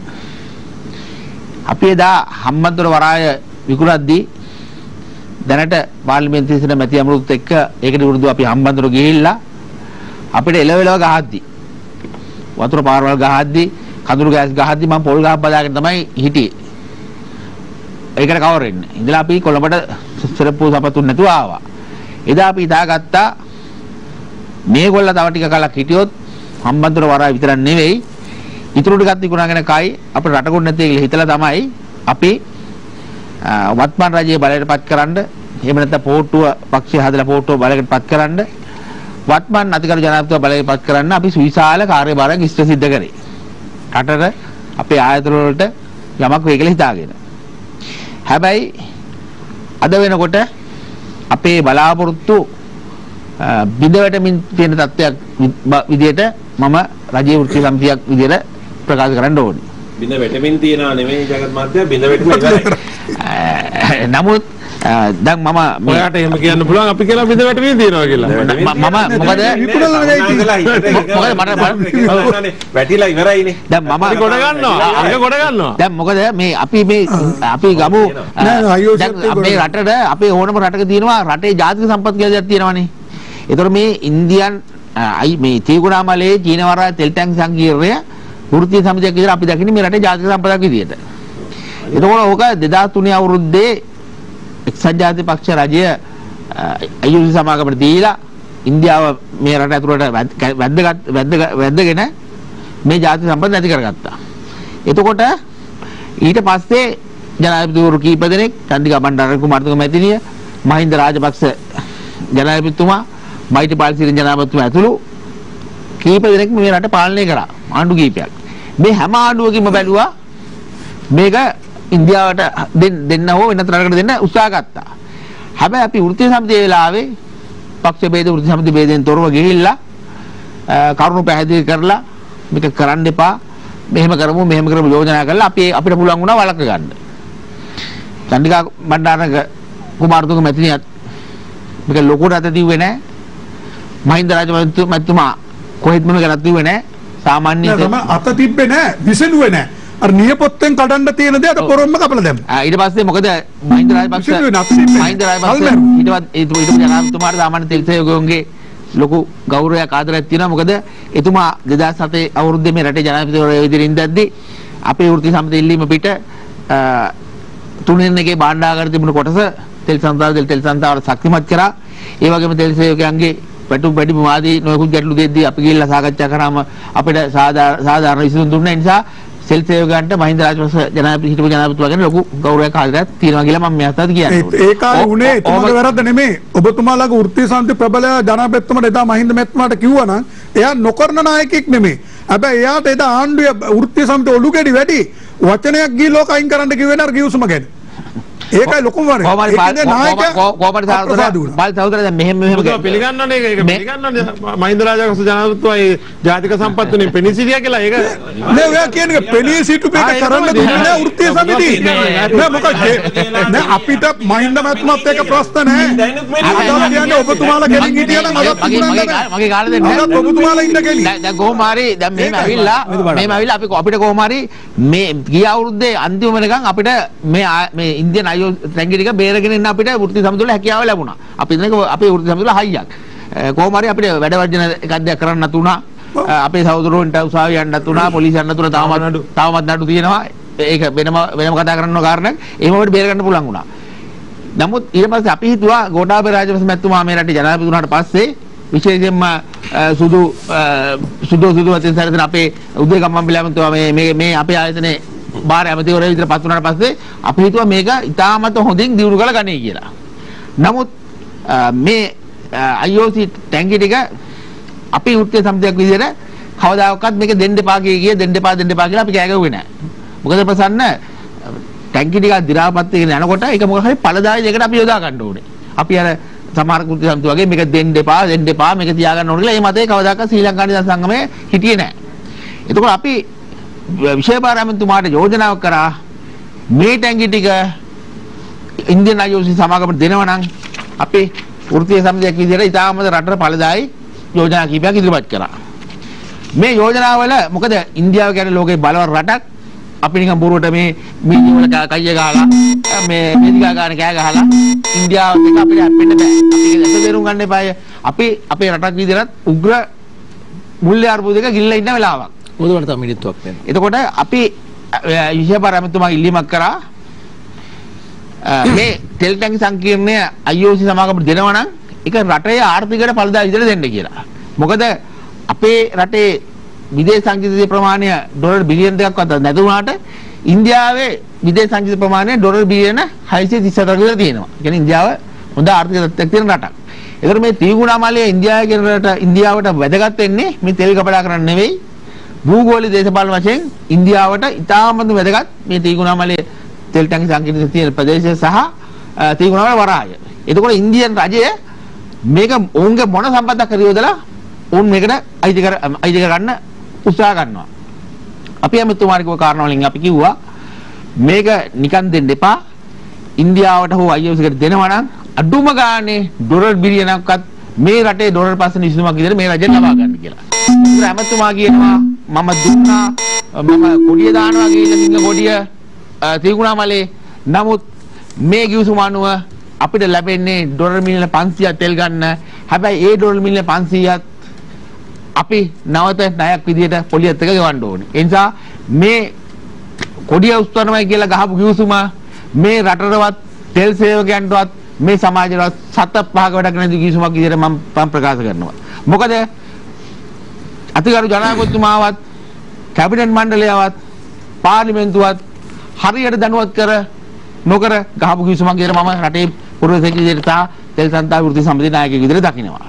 මේ ගහපු ගිවිසුම රටට කිසිම ඵලදායීතාවයක් නැහැ. මේ රටට මේ ඩොලර් අර්බුදයට කිසිම ආකාරයකින් සහනයක් ලැබුණේ නැහැ. මම දන්නේ නැහැ ඒ ලැබිච්ච සල්ලි කොහෙන් ගියාද මොන වුණාද කියලා මම දන්නේ නැහැ. නමුත් රටට වැඩක් නැති ගිවිසුමක් විදිහට මම මේක දකිනවා. අපි ඉල්ලා සිටින්නේ මේ ගිවිසුම නැවත සංශෝධනය කරලා මේ රටට හිතකර විදිහට මේ චීන වරාය ගිවිසුම නැවත සකස් කරන්නේ කියන දැඩි ඉල්ලීම වෘත්තීය සමිතිය විදිහට විශේෂ භාර ඇමතිතුමාගෙන් සහ රජයෙන් කරනවා. මොකද අතිගරු ජනාධිපතිතුමා රජයේ කැබිනට්ටුව කෙලින්ම විශේෂ භාර ඇමතිවරයාට තමයි බලතල දීලා තිබුණේ ඔබතුමා මේක කරගෙන යන්න කියලා. හැබැයි මේ ගිවිසුම අනුව අපිට කියලා ත්‍රිකුණාමලේ කොඩිය දාන්නේ මේ වෙන්නේ ත්‍රිකුණාමලේ කොඩිය ජාති කොඩිය අපිට අඩගොමු කරන් තමයි දෙවලා තියෙන්නේ. හොඳයි අපි ප්‍රශ්නය පිළිබඳව කතා බහ කරනකොට මේ වටේදී බොහොම උණුසුම් කරුණු කාරණා කිහිපයක් මතුවුණා. ආනන්ද පාල් මහත්මයා ඔබතුමාගේ පැත්තෙන් කතා බහ කළොත් එහෙම දැන් ජගත් මහත්මයා කියන එක කාරණයක් තිබෙනවාමයි මට ඒක පොඩි පරස්පර ගතියක් වෙන්න තියෙන නිසා තමයි මම මේ එතනින්ම ආනන්ද පාල් මහත්මයාට එන්නම්. දැන් ඔබතුමා කියනවා මේ තෙල් ටැංකි ටික විකුණන්න කියලා කිව්වා. ඩොලර් ප්‍රශ්නෙට විසඳුමක් ගන්නවා. බදු දෙන්න කියලා. බදු දෙන්න කියලා. නෝ මොකක් හරි මේ මේකේ ප්‍රයෝජනයක් ගන්න කියන එක. එතකොට දැන් මේ ඔබතුමන්ලා චෝදනා කරන මේ ආනන්ද පාලිත මහත්මයලා එතකොට මේ අපේ සමික මහත්මයලා නියෝජනය කරන කාලෙදිත් ඔය වගේ ප්‍රශ්න ඇවිල්ලා ඒක පෞද්ගලීකරණය කරන්න සිද්ධ වුණා නම් ඔබතුමා කියන ඔය තැන ඉඳලා මේක සාධාරණීකරණය කරන්න වෙනව නේද? මේ දැන් මේ ටැංකිය ටික හදලා 1930 අවුරුදු විතර හදලා දැන් මේ වෙනකොට වසර 100කට ආසන්න කාලයක් ගත වෙලා ඇවිල්ලා තියෙන්නේ. අපි තවදුරටත් මේක ප්‍රයෝජනයක් ගන්න තුන මේ නිකන් යකඩවල දි รา පත් වෙලා යනවා. ඇයි ප්‍රයෝජනයක් ගන්න බැරි? ඇයි ප්‍රයෝජනයක් ගන්න නැත්තේ කියන්නේ? ඒ ප්‍රයෝජනයක් ගත්ත නැති ඉතින් ඒ තිබුණ රජයම යම්කිසි ක්‍රියාමාර්ගයක් අරගෙන ඵලදායි දෙකට යොදාගත්තේ නැහැ. නමුත් මේ රජය ඵලදායි දෙකට යොදා ගන්න උත්සාහ ගත්ත එක හොඳයි. හැබැයි ඒ ඵලදායි දාවට යොදා ගන්න එක රටට ජාතියට ආයතන හිත කර දෙයක් යොදා ගන්න ඕනේ. ආනන්ද පල්මත් මේ කියන කාරණෙත් එක්කම තමයි මම ඔබතුමාට එන්නේ. දැන් මේකට දෙපැත්තම වාක් කියන්න ඕනේ කියන කාරණේ කියන්නේ. දැන් මේ සමහරක් givisum පිළිබඳව ඔබතුමාලා දන්නෙත් නැහැ කියනවා. givisum අත්සන් කරනකොට දන්නෙත් නැහැ. මේවා මධ්‍යම රාත්‍රියේ අත්සන් කරන givisum බාඩපත් වෙනවා කියලා. ඊළඟ කාරණේ තමයි දැන් මේ කියන විදිහට මේ තෙල් ටැංකි ටික මෙච්චර කාලයක් මේ ත්‍රිකුණාමලයේ තිබුණා නම් මේවා ප්‍රයෝජනට ගත්තේ නැහැ කියලා කියනවා නම් ප්‍රයෝජනට කොහොමද ගන්න ඕන නිසා මේක අපි මේක බදු දෙන්න ඕනයි කියන කාරණේ දිනනවනම් ඔබතුමාලාගේ වෘත්තීය සමිතියත් මොනවද කරේ එතකොට? පැහැදිලි ඉස්සෙල්ලා කියනවා ඒකට ඉස්සෙල්ලා මම ඇත්තම ජගත් විවරට ඉතා ස්වාධීන කරපු කතා අගය කරනවා. වැදගත්ම දේ මේ ඉන්ධන වලට ප්‍රතිපත්තියක් අවශ්‍ය නැහැ. අතේ මේක අපිට ප්‍රතිපත්තියක් තියෙනවා. බණ්ඩාරනායක මැතිණිය ජනසතු කරේ ආවාට ගියාට නෙමෙයි. මේ ඉන්ධන ගේන්න ඕනේ කොහොමද? මේක ක්‍රියාවලිය මොකද්ද? ඒක අකණ්ඩව දෙන්න ඕනේද? මේවා ඉතාම පැහැදිලි. දඩ්ඩි සේනානායක මැතිතුමා 1967 හදලා 69 විවෘත කරේ කොහොමද බොරතෙල් ගේන්න ඕනේ කොයි ආකාරයකටද කියන්නේ. ලංකා ඉතිහාසයේ බාලතෙල් ගෙනල්ලා බෙදුවේ 2010. මේ ක්‍රමවේද තියෙද්දි අපි නිකන් බැරි එකට අර මොකද්ද ඒකට අර මොනවද මේ පිටකරට බේත් බඳිනවා කියන්නේ ඉතා පැහැදිලිව තිබුණා. ඇනුම් කරන ක්‍රියාවලිය ඉතා විවෘතයි. බොරතෙල් ගන්න ක්‍රියාවලිය ඉතා විවෘතයි. හදිසි මිලදී ගැනීම කිසිසේත් යන්න ඕනේ නැහැ. ඒකට හොඳ දෙයක් කියන්නම් අර තමන්ගේ වැඩේ නොකර අර බල්ලාගේ වැඩේ බූරුව කරන්න යනවා වගේ තමන්ගේ වැඩේ දන්නේ නැති අය. දැන් බලශක්තිය මිත්තුමා ඊයේ කියලා මම රූපවාහිනිය දැක්කා. උසර්ගේ විදුලි මණ්ඩලයේ ඉල්ලුම 108කින් වැඩි වෙනවා. ඒකට අවශ්‍ය තොග හැදුවේ නැහැ. ඒක දරස ක්‍රියාමාර්ග නැහැ. දැන් එතුමා එක කරලාද කතා කරන්නේ. මේ විදුලි බල අර්බුදයක් ආවද? විදුලි කැපුවේයි. විදුලි කැපුවේ තෙල් සංස්ථාවින්ද? ඇයි කැපුවේ? ඊයේ අමිතුමා උත්තරේ දෙනවා. අපි කිව්වම නැහැ කිව්වා යාම කියලා. මොකද්ද කිව්වේ? අමිතුමා කියනවා මේ හදිසි ඉල්ලුම වලට දෙන්න තෙල් නැහැ. ඒකයි ප්‍රශ්නේ උනේ කියලා. අපි ඕක කිව්වා. බණ්ඩාරනායක මැතිණිය මේක හැදුවේ අකණ්ඩව ප්‍රමිතියෙන් යුක්ත ඉන්ධන පාරිභෝගිකයට ලබා දීම.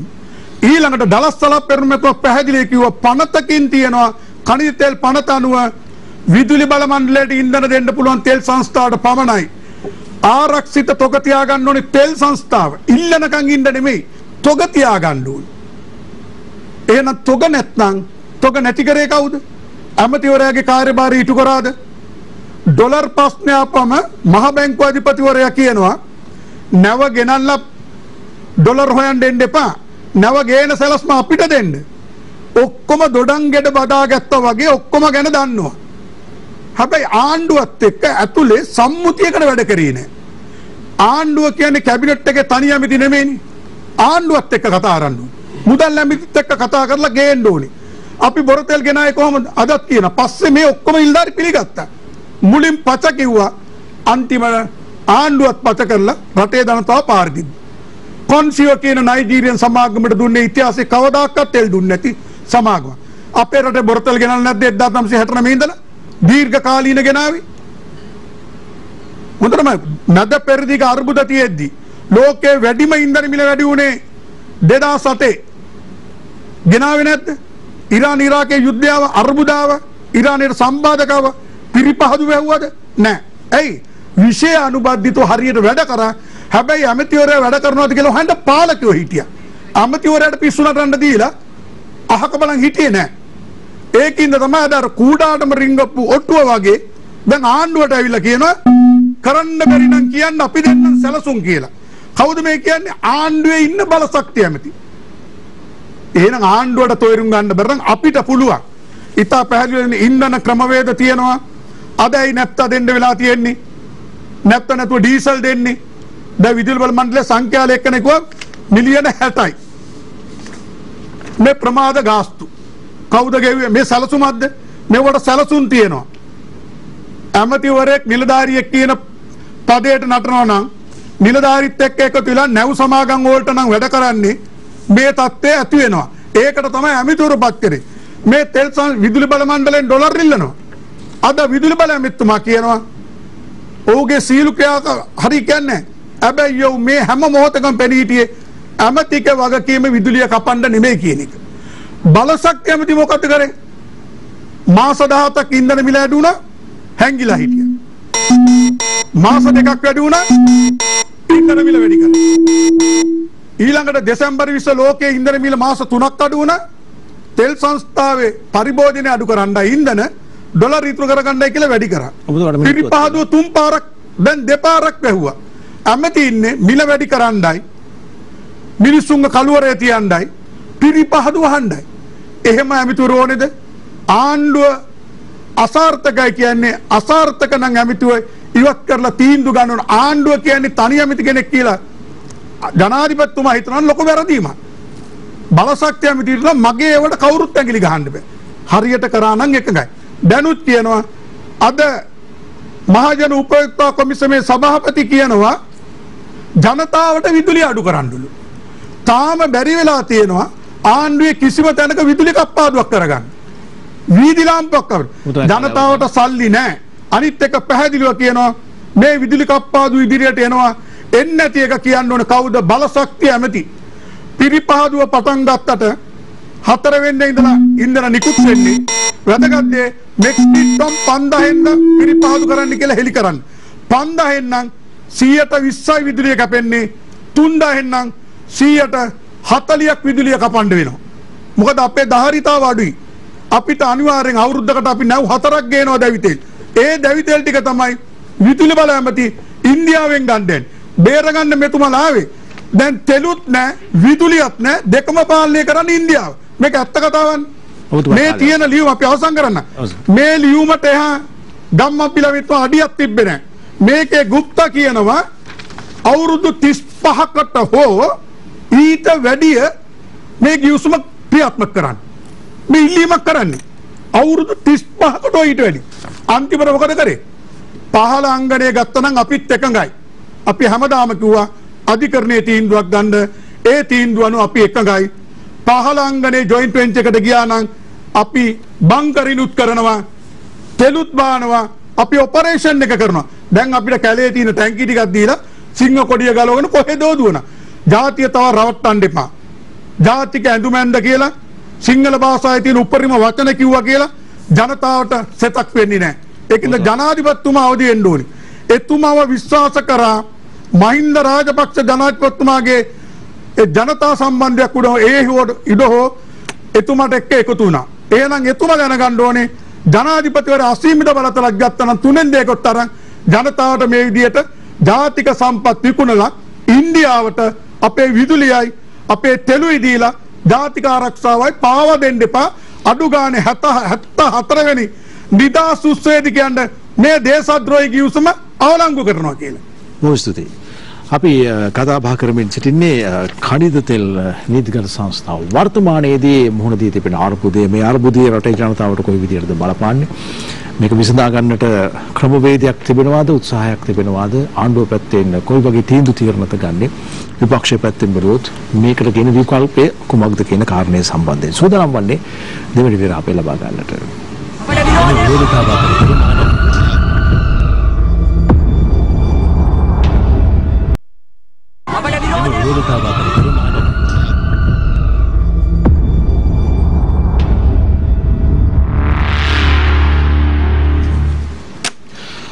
ප්‍රශ්නයකට විසඳුම් හොයන්න තමයි සූදානම් වෙන්නේ. කතා බහ කරන්නෙත් ඒකටම තමයි. නමුත් විසඳුමක් සොයාගැනීමේ මූලික අධීර නැත්තම් මූලික යෝජනාවලිය අපිට ඉදිරිපත් කරන්නට පුළුවන්. මේ විසඳුමට යනවද නැද්ද?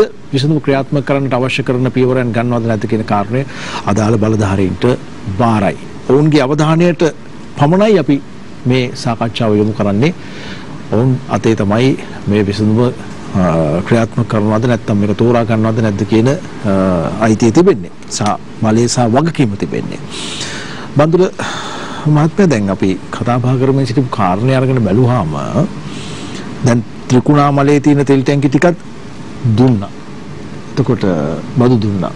ඊට පස්සේ පිරිපහදුවත් දැන් නිකන් අර අපේ භාෂාවෙන් කියන්නේ ඕනෑවට එපාට දුවනවා වගේ එකක් පේන්න තියෙනවා නිකන් වාහනවාරිනවා මේ බල ශක්තියක් සම්බන්ධයෙන් කටයුතු කරනකොට ඒ වගේ තීන්දුව తీරන නැත්නම් ප්‍රතිපත්තියක ඉඳගෙන ක්‍රියාත්මක වෙන්නේ කොයිතරම් හරිද කියන කාරණේ සම්බන්ධයෙන් මම දන්නේ රටේ ජනතාව විදිහට අපිට නම් ලොකු ප්‍රශ්නයක් තිබෙනවා. ඊළඟට ඒ සම්බන්ධයෙන් වගකිය යුතු අමාත්‍යවරයා රටේ ඉඳගෙන රටේ කැබිනට් මණ්ඩලයේ ඉඳගෙන ඔහු ප්‍රකාශ කරන දේවල් දිහා බැලුවාම සාමූහික වගකීම් පිළිබඳව ප්‍රශ්නයකුත් තියෙනවා. මේ කොහාටද දැන් අතර මේ ප්‍රශ්නේ අරගෙන යන්න හදන්නේ ආණ්ඩුව? ඇත්තටම මේ මම අර කලින් මුලින්ම කියන් ආවේ මේ කනිතෙල් ව්‍යාපාරයට මොකද උනේ කියන ප්‍රශ්නේදී දැන් ඒකත් එක්කනේ දැන් මේ වර්තමානයේ මෙතන ඇවිල්ලා තියෙන්නේ. දැන් ඒක අපි කියන්නේ දැන් මුලින්ම අපි ප්‍රකාශ කරේ තෙල් සංස්ථාව පෞද්ගලීකරණය කිරීම මේක තව පොඩි කාරණාවක් තියෙනවා. ඇත්තටම චීන වරාය තෙල් ටැංකි සංකීර්ණය පිළිබඳ ප්‍රශ්නයක් අපිටත් තියෙනවනේ. අපි කියනවා පැහැදිලිවම තියෙනවා. අපි මුලින්ම මේකට සටන් කරා 2003 අවුරුද්ද මේක අවුරුදු 35කට බජු දෙනවා. ඊට පස්සේ නැවත වතාවක් දැන් අවුරුදු 50කට දීලා දෙනවා. ඒක ඇතුලේ කරුණු කාරණා තියෙනවා. අපි උච්ච සමිති ව්‍යාපාරයේ විදිහට මම හිතන්නේ පාලි සහෝදරයා ඉතින් හිටියේ නෑ. අමුතුමත් එක්ක පවත්වපු සාකච්ඡාවේදී අපි මේ කියන කරුණු ඔක්කොම සියලු දෙනාම ඉදිරිපත් කරා. මේක මෙන්න මේ විදිහට අඩුම තරමින් දැන් අපි දැනගන්න එපා. ඇත්තටම දැන් එදා 2002 3 තිබුණ ආර්ථික තත්ත්වයක් නෙවෙයි අපේ රටේ තියෙන්නේ. ඒක අපි පැහැදිලිව පිළිගන්න එපා. මේ ලෝකයේ කොරෝනා ව්‍යසනයත් එක්ක ඇත්තටම දැවැන්ත විදිහට අපි මේ දියුණු වීම පවතින රටක් විදිහට අපි දැවැන්ත ආර්ථික පසුබෑමකට ලක් වෙලා තියෙනවා. ඉතින් ඒක හමුවේ අපි එදා මුණ දුන්න ආකාරය සහ අද මුණ දුන්න ආකාරය පිළිබඳ ප්‍රශ්නයක් තියෙනවානේ. නිසා අපිත් ඒක තේරුම් අරගෙන ජගත් සහෝදරයෙක් වගේ අපි මේක හොඳ විදිහට යොදා ගන්න කළමනාකරණය කරන්න ආයෝජනය කරන්න කියන තැන අපිත් හිටියා. හැබැයි ඒ අපි ඉදිරිපත් කරපු යෝජනා එකක්වත් මෙතන ක්‍රියාත්මක වෙලා නැහැ. සමහරවිට ඒක තමයි අපිට තියෙන ප්‍රශ්නේ. මේ ක්‍රියාත්මක කරලා තියෙන හොඳ විදිහද මේක? හොඳ නෑ අපි කියන්නේ දැන් අපි අදටත් කියන්නේ මේ විසඳුම හොඳම විසඳුම කියලා කොයිම වෙලාවකවත් ආණ්ඩු නියෝජනය කරන සමිති විදිහට අපි කියන්නේ නැත. ඒක පැහැදිලිවම කියන්න ඕනේ.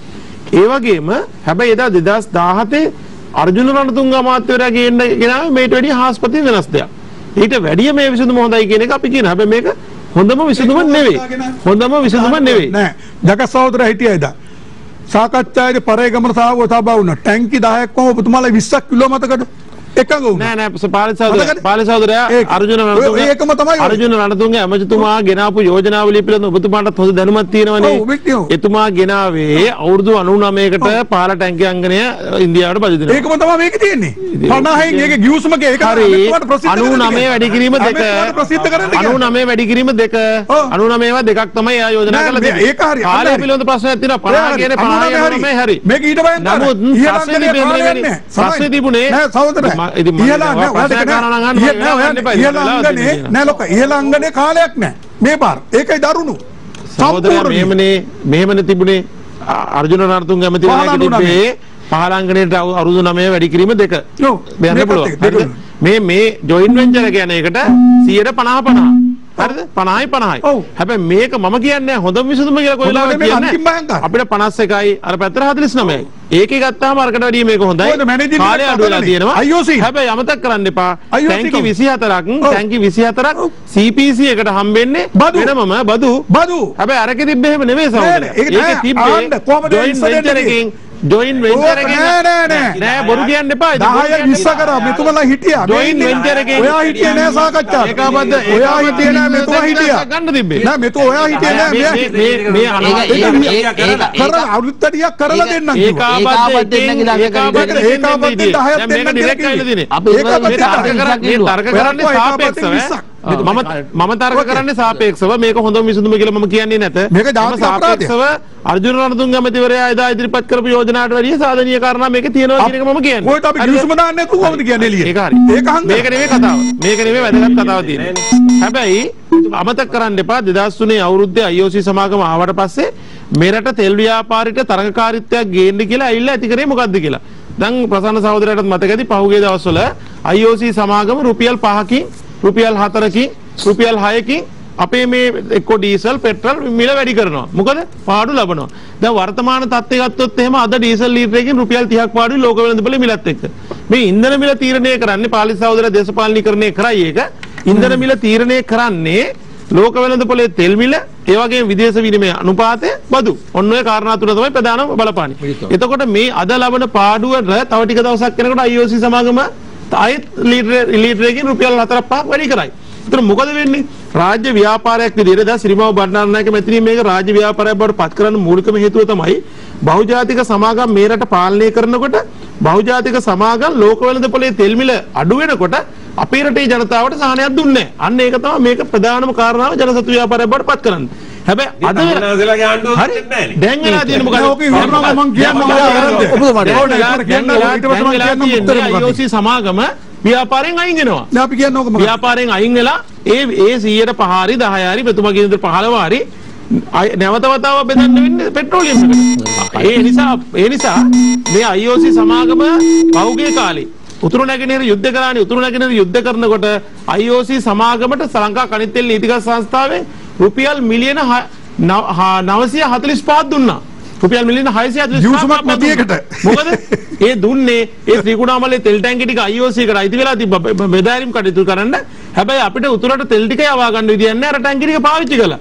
මං කියන අර මේකේ තියෙන අසාධාරණේ.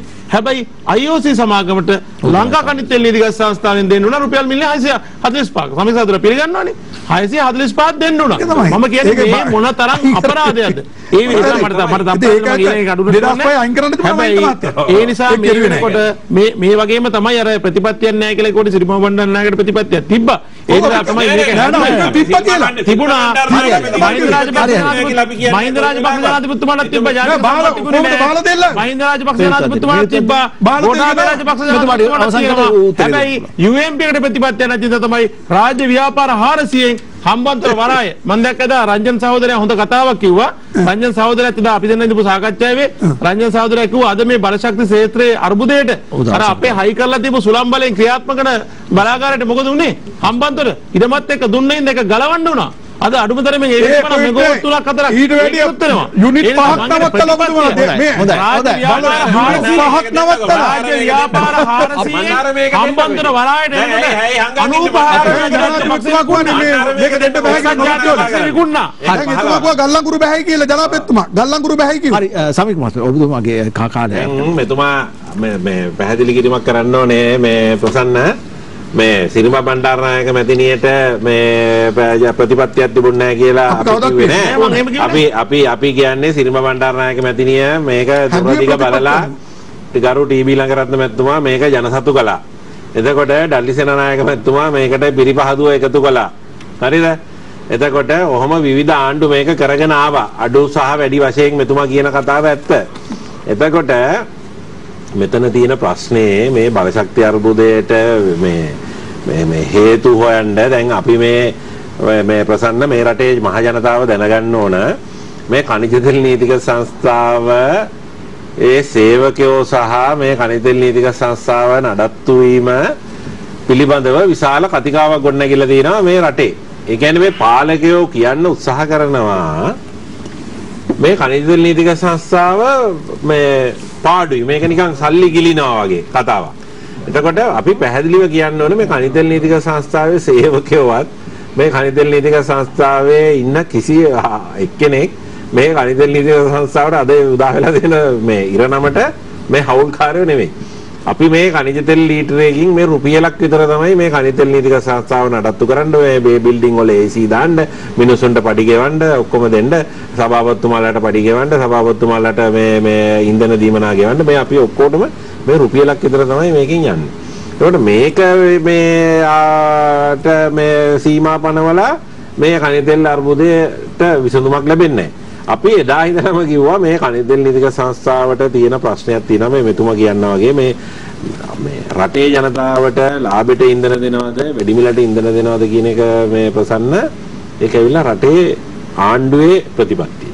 මේ ಖනිජ තෙල් නීතික සංස්ථාව බැඳිලා නැහැ මේ ඇවිල්ලා හිටන් මේ රුපියල් 150ට ගෙනල්ලා 100ට දීලා ඒ ඉතුරු 50 පාඩු විඳ ගන්න. ඒක රාජ්‍ය ප්‍රතිපත්තියක් තියෙනවා නම් රජය හිතනවා නම් මේකේ අපි මේක 150ක් ගියාට කමන්නේ අපි මේක මිනිසුන්ට රුපියල් 100ට දෙන්න ඕනි කියලා ಖනිජ තෙල් නීතික සංස්ථාවට පස්සේ කියන්න හොඳ නෑ මේ තමුසෙලා පාඩුයි මේ මොකද්ද මේ කරලා තියෙන්නේ මේ බිලියන ගාණක් පාඩු වෙලා කියලා.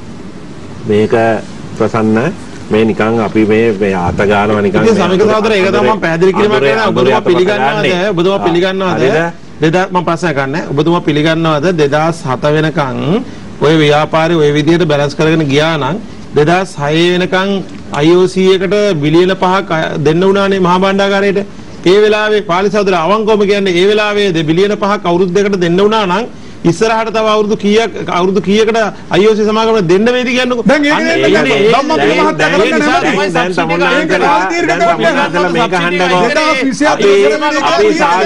සාධාරණ මිල සූත්‍රයක් යෝජනා කරාම තමුන්නාන්සලා ඒ කාලේ මිල සූත්‍රය ක්‍රියාත්මක කරන්නට විරුද්ධයි.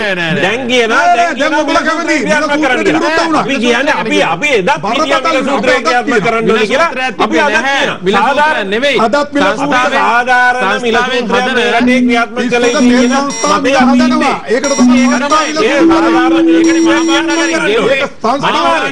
ගෙවන එක නතර කරේ සමික සහෝදරයා 2006 නේ. ඒක හරි කියන්නේ ඒක තමයි. ඒ උඩේ IOC එක ආපු හින්දා. IOC එකට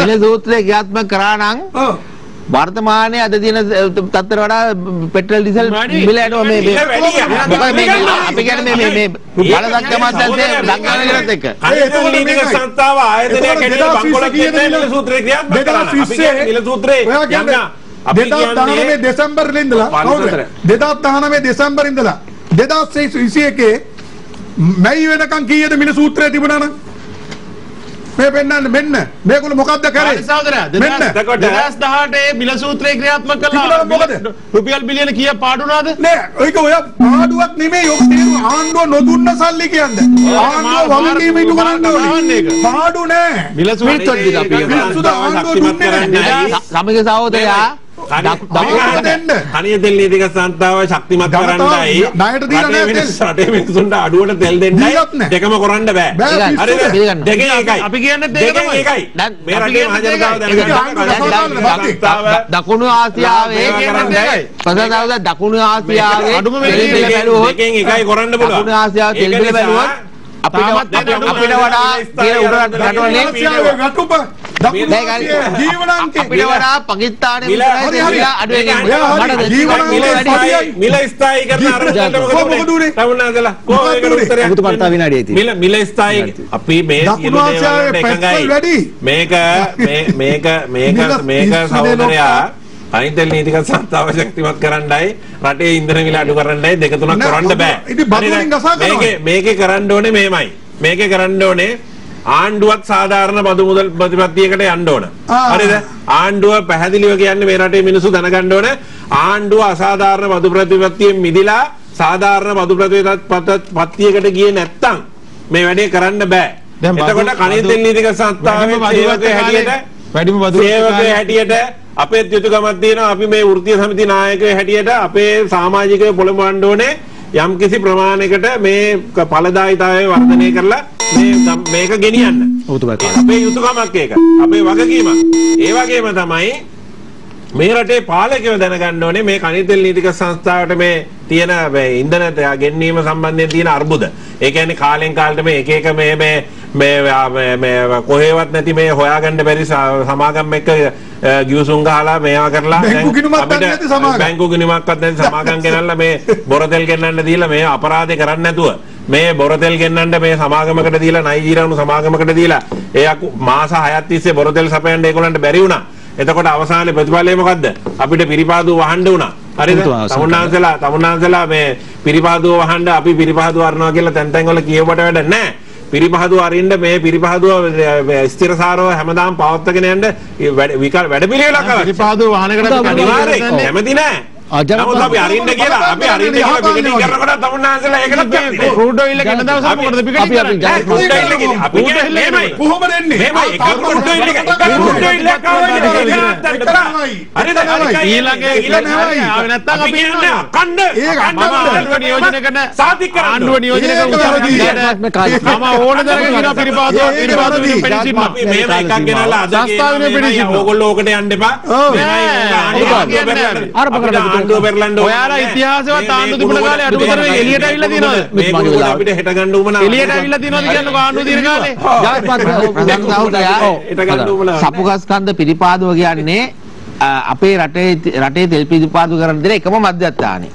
ඒතර මේ සපුගස්කන්ධ පිරිපාදුව අර සයිවර කඩයක් වහනවා වගේ අද වහලා හෙට ඇරලා ඒ වැඩේට රජයේ වෘත්ති සමිතිය සම්බන්ධ වෘත්ති සමිතියක් විදිහට අපි ඒ වැඩේට කැමති නැහැ.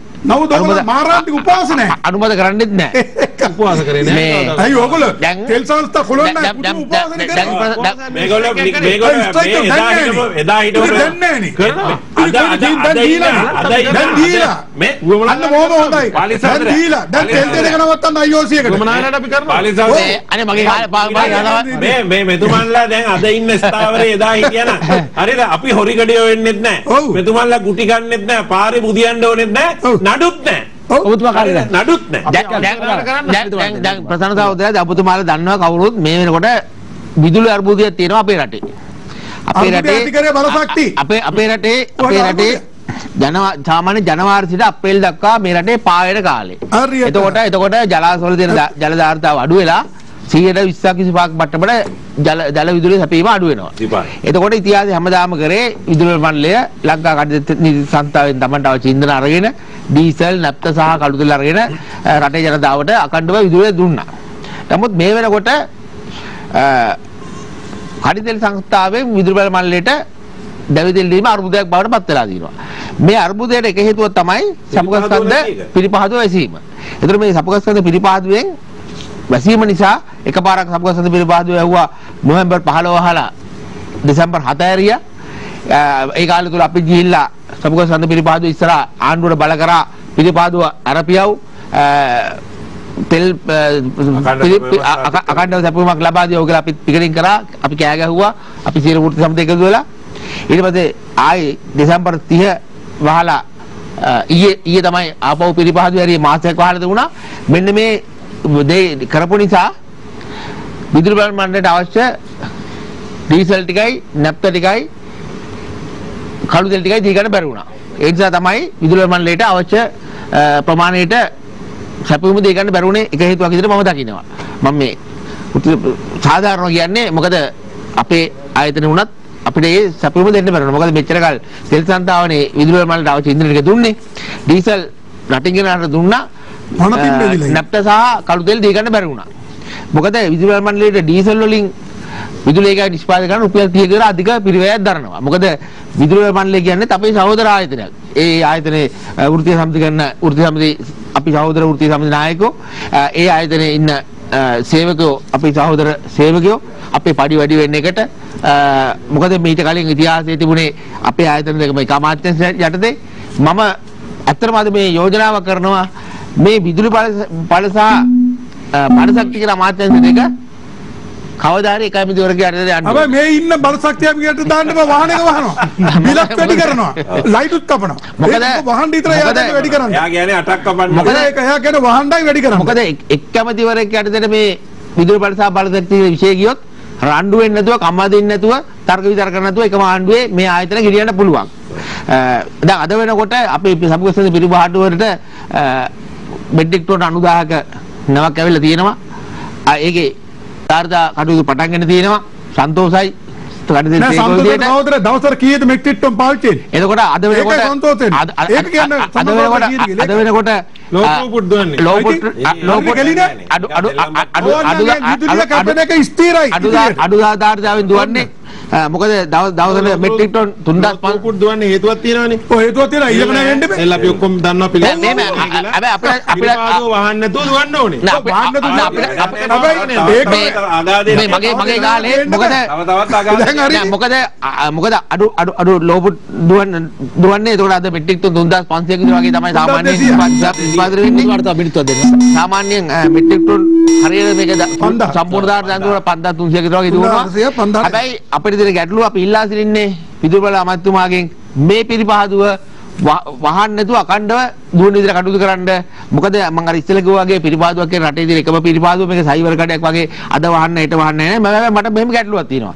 දැන් මේක ඩොලර් ප්‍රශ්නේ නැතුව වහනවා නම් එහෙමනම් නිමිතෙල් ගේන්න ඩොලර් නැති වෙන්න එපාය. ඒතකොට කොහොම හරි නිමිතෙල් ඩොලර් දීලා ගේනවා නම් ඇයි මේ පිරිපහදුව වහන්න බොරතෙල් ගෙන්නන්න බැරි? මොකද බොරතෙල් ගෙනාවොත් නිමිතෙල් ගෙනවට වඩා අසීමිත ලාභයක් කන්තෙල් සංස්ථාවල රජයට තියෙනවා. ඉතින් මට ප්‍රශ්නයක් තියෙනවා නිමිතෙල් ගේන්න LC ඕපන් කරන්න පුළුවන් බොරතෙල් ගේන්න LC ඕපන් කරන්න බෑ. මාසයක් වඩා මාසයක් අරිනවා. ඉතින් මේක රටක් විදියට සහ ආයතන විදියට බරපතල අපරාධයක්. ආයතනයක් විදිහට මොකද මේ පිළිපාදුව වැහුවත් ඒක ස්ටාර්ට් අප් එක ගන්න හරි අමාරුයි. ඔය කැටලිස් වගේ වටිනා උපකරණ දිලාපත් වෙන මලකට කනවා හරි අපරාධයක්. ඒ නිසා මේ බර මොකද අපි ඉන්ජිනේරු මහතුරුත් කතා කරනවා අපි ඒ අය කියන්නේ මේක මේ වහන්න නැතුව අකණ්ඩව ධාවනය කරන්න හදනවා හොඳයි කියන එක. හොඳයි බොස්. අපි ආනන්දපාල මහත්මයා ඔබතුමාන්ට විනාඩි 7ක් දෙනවා. ඔබතුමාගේ අවසාන විනාඩි දෙකත් මේකටම එකතු කරලා දෙන්නම් කතා කරලා. ඉතින් මේක දැන් මේ කියපු කරුණ වල එක පැහැදිලියක් ඉන්ධන අර්බුදයක් ඇති කරා. ඩොලර් අර්බුදයක් තියෙනවා. ඩොලර් අර්බුදය ඇති කරේ කවුද? 2005 ඉඳලා 15 වෙනකන් අපිට පිරිපහදුවක් හැදුවාද? 2001 දී ගෙනාව ග්ලොබල් නිදි කියලා ඩොලර් මිලියන 875යි බූට් ප්‍රොජෙක්ට් එකක්. අවුරුදු 20කදී ඩොලර් එකක් දීලා තෙල් සංස්ථාවට අයිති වෙනවා. පිරිපහදුව 125කින් තියෙන එක වර්ධනය කරනවා. බරේ ඒක කරන්න දුන්නේ නැහැ. එතකොට කිව්වා මොකද ඕල් රූට් එකක් ගෙනාවේ ග්ලොබල් නිදි සමාගම ගෙනාපුවා මොකද තෙල් සංස්ථාවම හදන්න ඕන කියලා.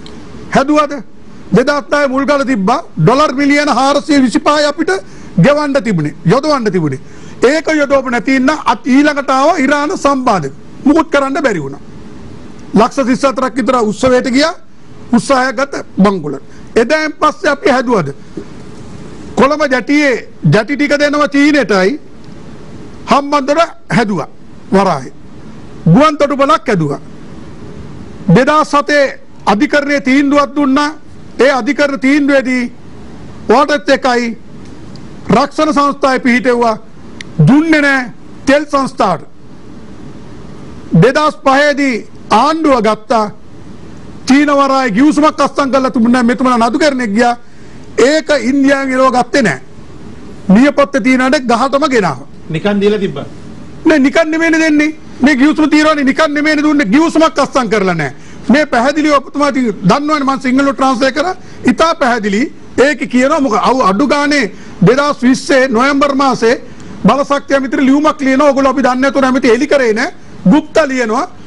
මේක අවුරුදු 35කට ඊට වැඩි හො දෙන්න. මේක විසඳලා දෙන්න. 2017 පාලසාදර ආයේ නම් 17 නෙමෙයි 21. නෑ 2017 ආයේ එතකොට දැන් අවුරුදු 99 කට අර්ජුන අනුතුමාට දෙන්නේ කිවිසුමක් නැත්තම්. ඒක තමයි ගිවිසුමක් ගහන්න ගිය එක තමයි නැත්තේ මේ තියෙන්නේ. එතකොට කියන්න තිබ්බනේ ගිවිසුමක් නෑ. හරි ඒගොල්ලෝ දෙන්නට ගියේ. ඔයා කියන කාරණේ මේ තියෙන ජනාධිපති ලියුම මේ 2017 දෙන්න එපා මේ තියෙන ජනාධිපතිවරයා ලියනවා මෛත්‍රීපාල සිරිසේන මැතිතුමා ඉන්න එදා ගිවිසුමක් නැහැ. නෑ මම කියන්නේ ගෙවුසුමක් තියෙනවා කියලා ගෙවුසුමක් තියෙනවා. නෑ ඕගොල්ලෝ ඔයාට තේරෙන්නේ නෑ මේ කියන හරියට කියනවා. අපි කියනවා. නෑ ඔයා කියන එක හරි. ගිවුසුමක් නෑ කියලා කියන්න බෑ වාට. නෑ ඔයා කොහෙද වෙන්නේ? එතනත් කියන්නේ ගිවුසුම. මේ තියෙන ජනාධිපතිතුමා කවුද? මෛත්‍රීපාල සිරිසේන මේ තියෙන අග්‍රාමාත්‍ය කාර්යාලයේ ඒ ගිවුසුමක් තිබ්බේ නැත්තම් 2017 ඇයිද ඊයේ ඉතින් ඔයාට තේරෙන්නේ ඒ ගිවුසුම නෙමෙයි අවබෝධතා ගිවුසුම නිත්‍ය ගිවුසුමකට පරිවර්තනය කළ යුතුයි. ඒකින්ද තමයි ඇටර්නි ජෙනරාල්ට ලියන්නේ කවුද? ඒකද 2017 ඒ 2017 කරන්නේ ඒකද?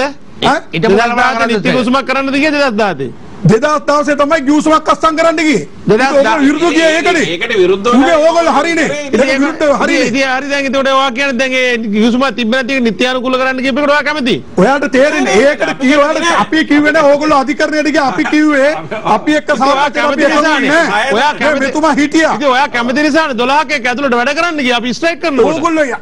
ඕගොල්ලෝ කෙරුවේ බිල්ල මැව්වා. ඕගොල්ලෝ හරි. ඕගොල්ලන්ගේ සටන හරිනේ.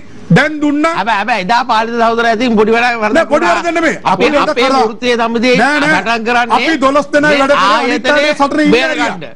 ඒ ආයතනයේ UMP ආණ්ඩුවක්ද ශ්‍රී ලංකාවටද කියලා අපේ අයිතිවාසිකම් යනවා ඒක පාවල දෙන්න ඕනේ. ඒක අපි ඔයාලා එක දවසක් ආණ්ඩු දින කාලේ එක දවසක් පිකටියක් මේකයි මේ රටේ එක දෙයක් දැනගන්න මේ ආණ්ඩුව ආවේ අවුරුදු 15ක දෙයක් නිර්මාණය කරන්න අද ඉන්න අර්බුදයක් නෑ.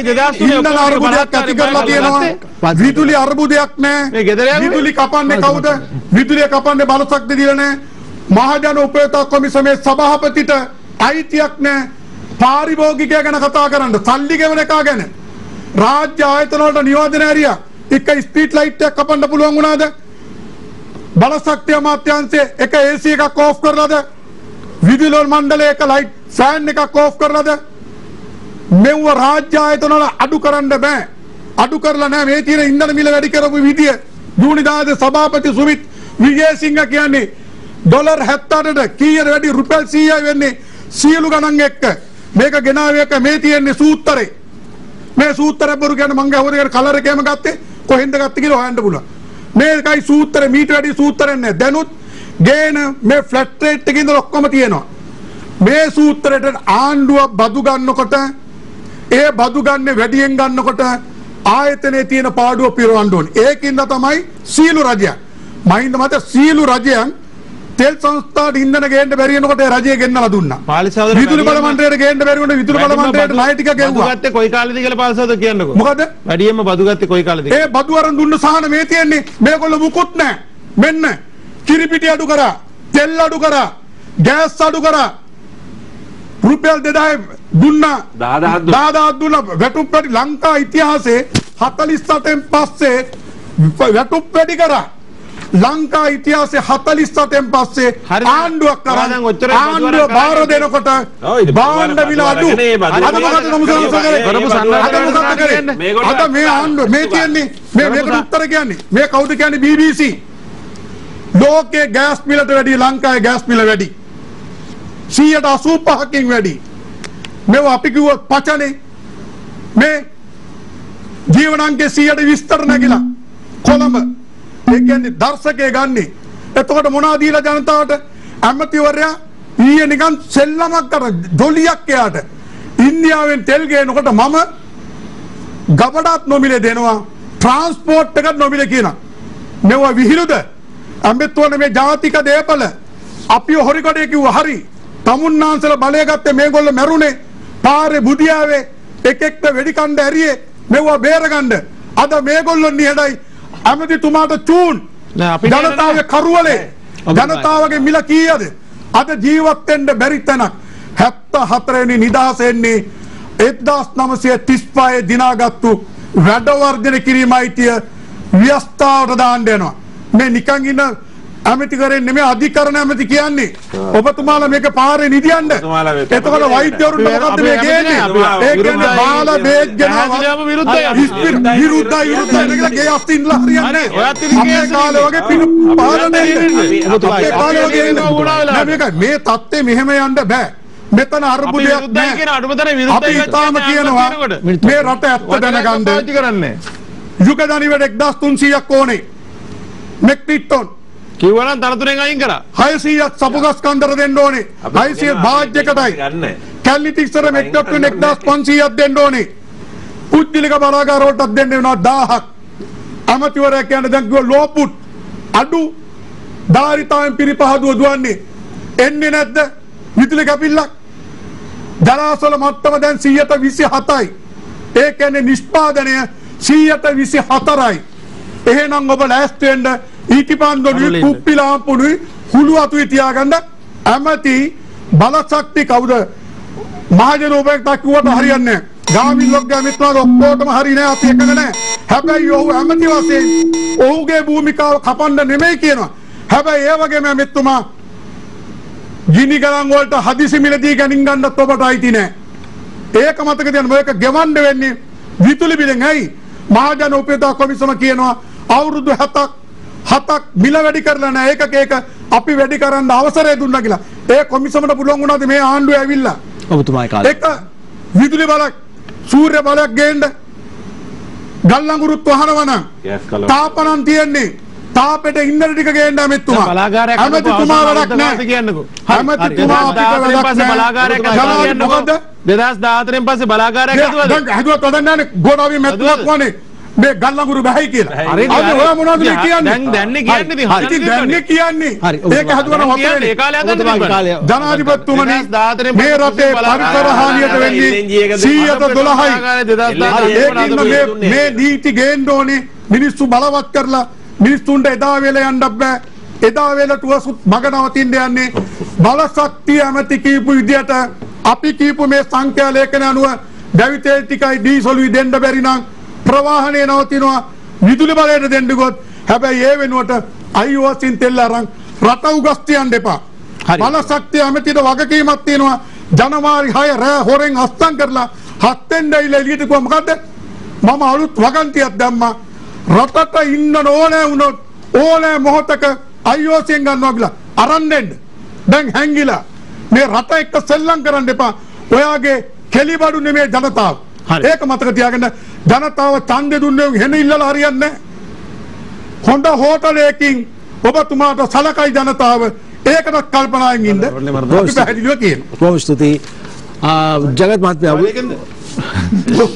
ඔබතුමාගේ විනාඩි දෙක අවසාන විනාඩි දෙක අපිට කාලය පිළිබඳව ගැටලුවක් තිබෙනවා. ඒ නිසා කාලේ හරියටම ඔබතුමා කල්පනා කරන එක.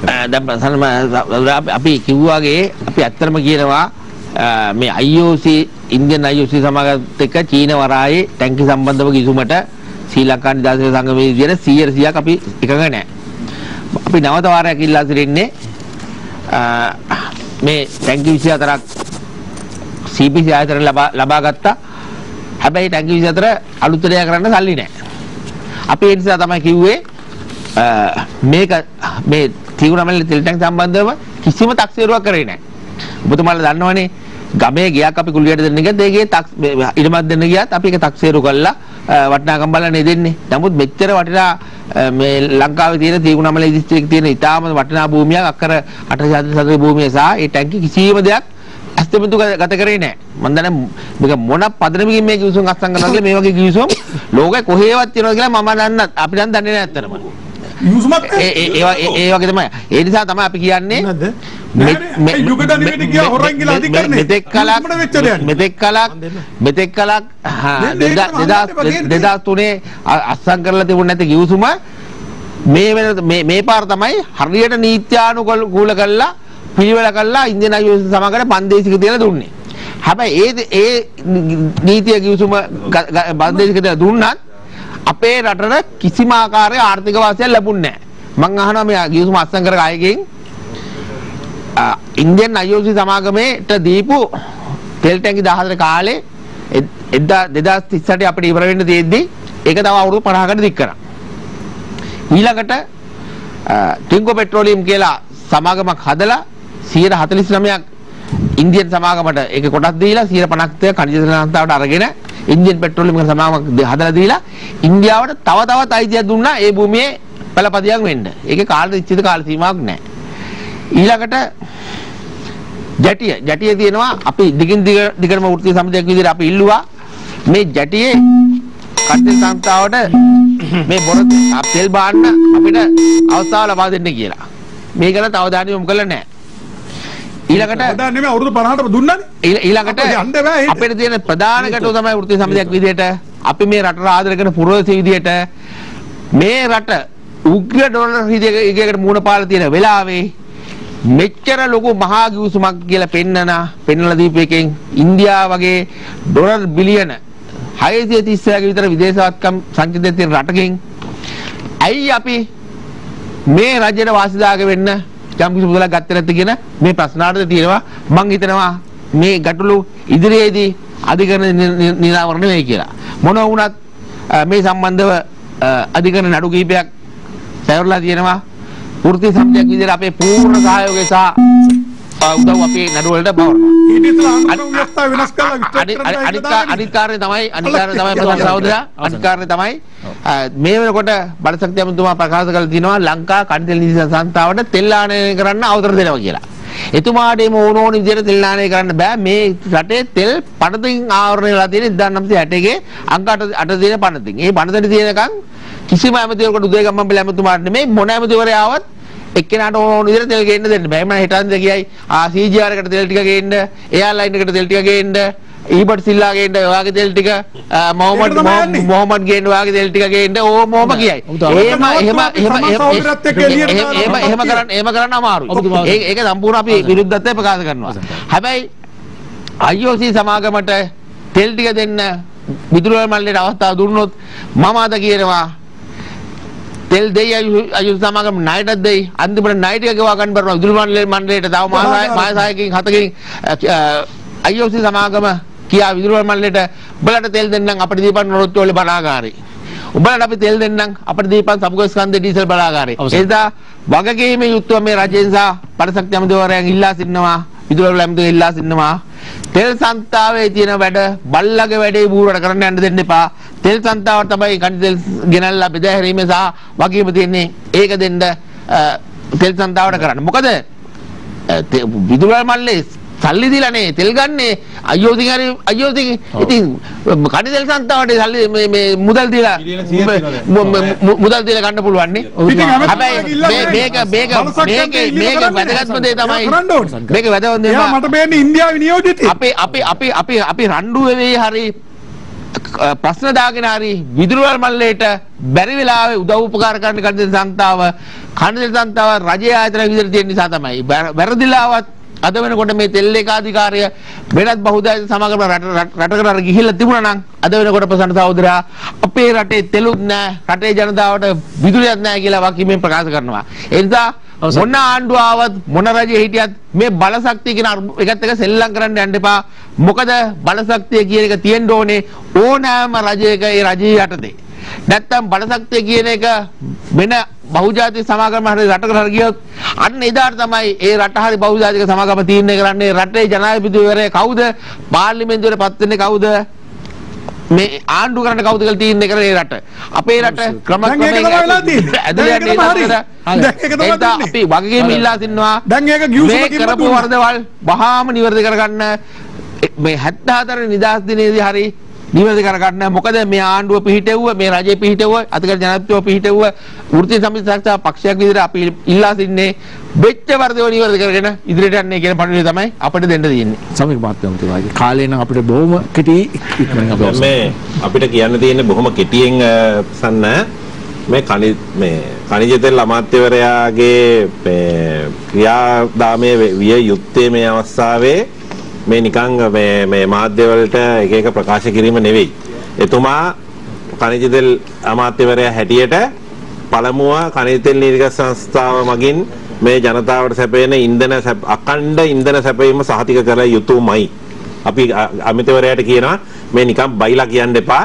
නිකන් විකාර කතා කිය නිකන් විහිළුකාරයෙක් වෙන්න හදන්නත් එපා.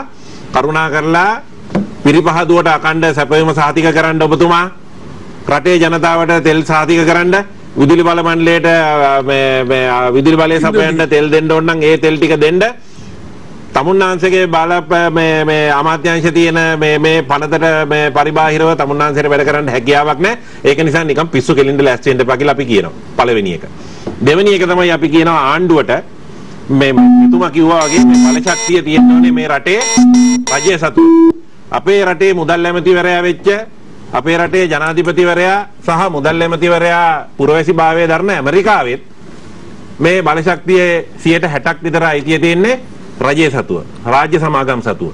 ඒක නිසා අපි ආණ්ඩුවට කියනවා පැහැදිලිවම මේ රටේ බලශක්තිය මුදල් ඇමතිනේ තමුන්නාන්සේලාගේ ආණ්ඩුවේ මුදල් ඇමතිතුමා ඇමරිකානු පුරවැසියෙක්නේ. එතකොට එතුමා පුරවැසි භාවයේ දරන ඇමරිකාවෙත් මේ බලශක්ති ක්ෂේත්‍රයේ තියෙන්නේ පුරවැසි භාවය ලංකාවේ තියෙනවා. ලංකාවේ තියෙනවා. එතුමා ඒ වුණානේ එතුමා දුවන්නේ හෙටනේ. ඕන ඒකට හෙම්බිරිස්සා වැදුනත් දුවන්නේ හෙට. හරිද?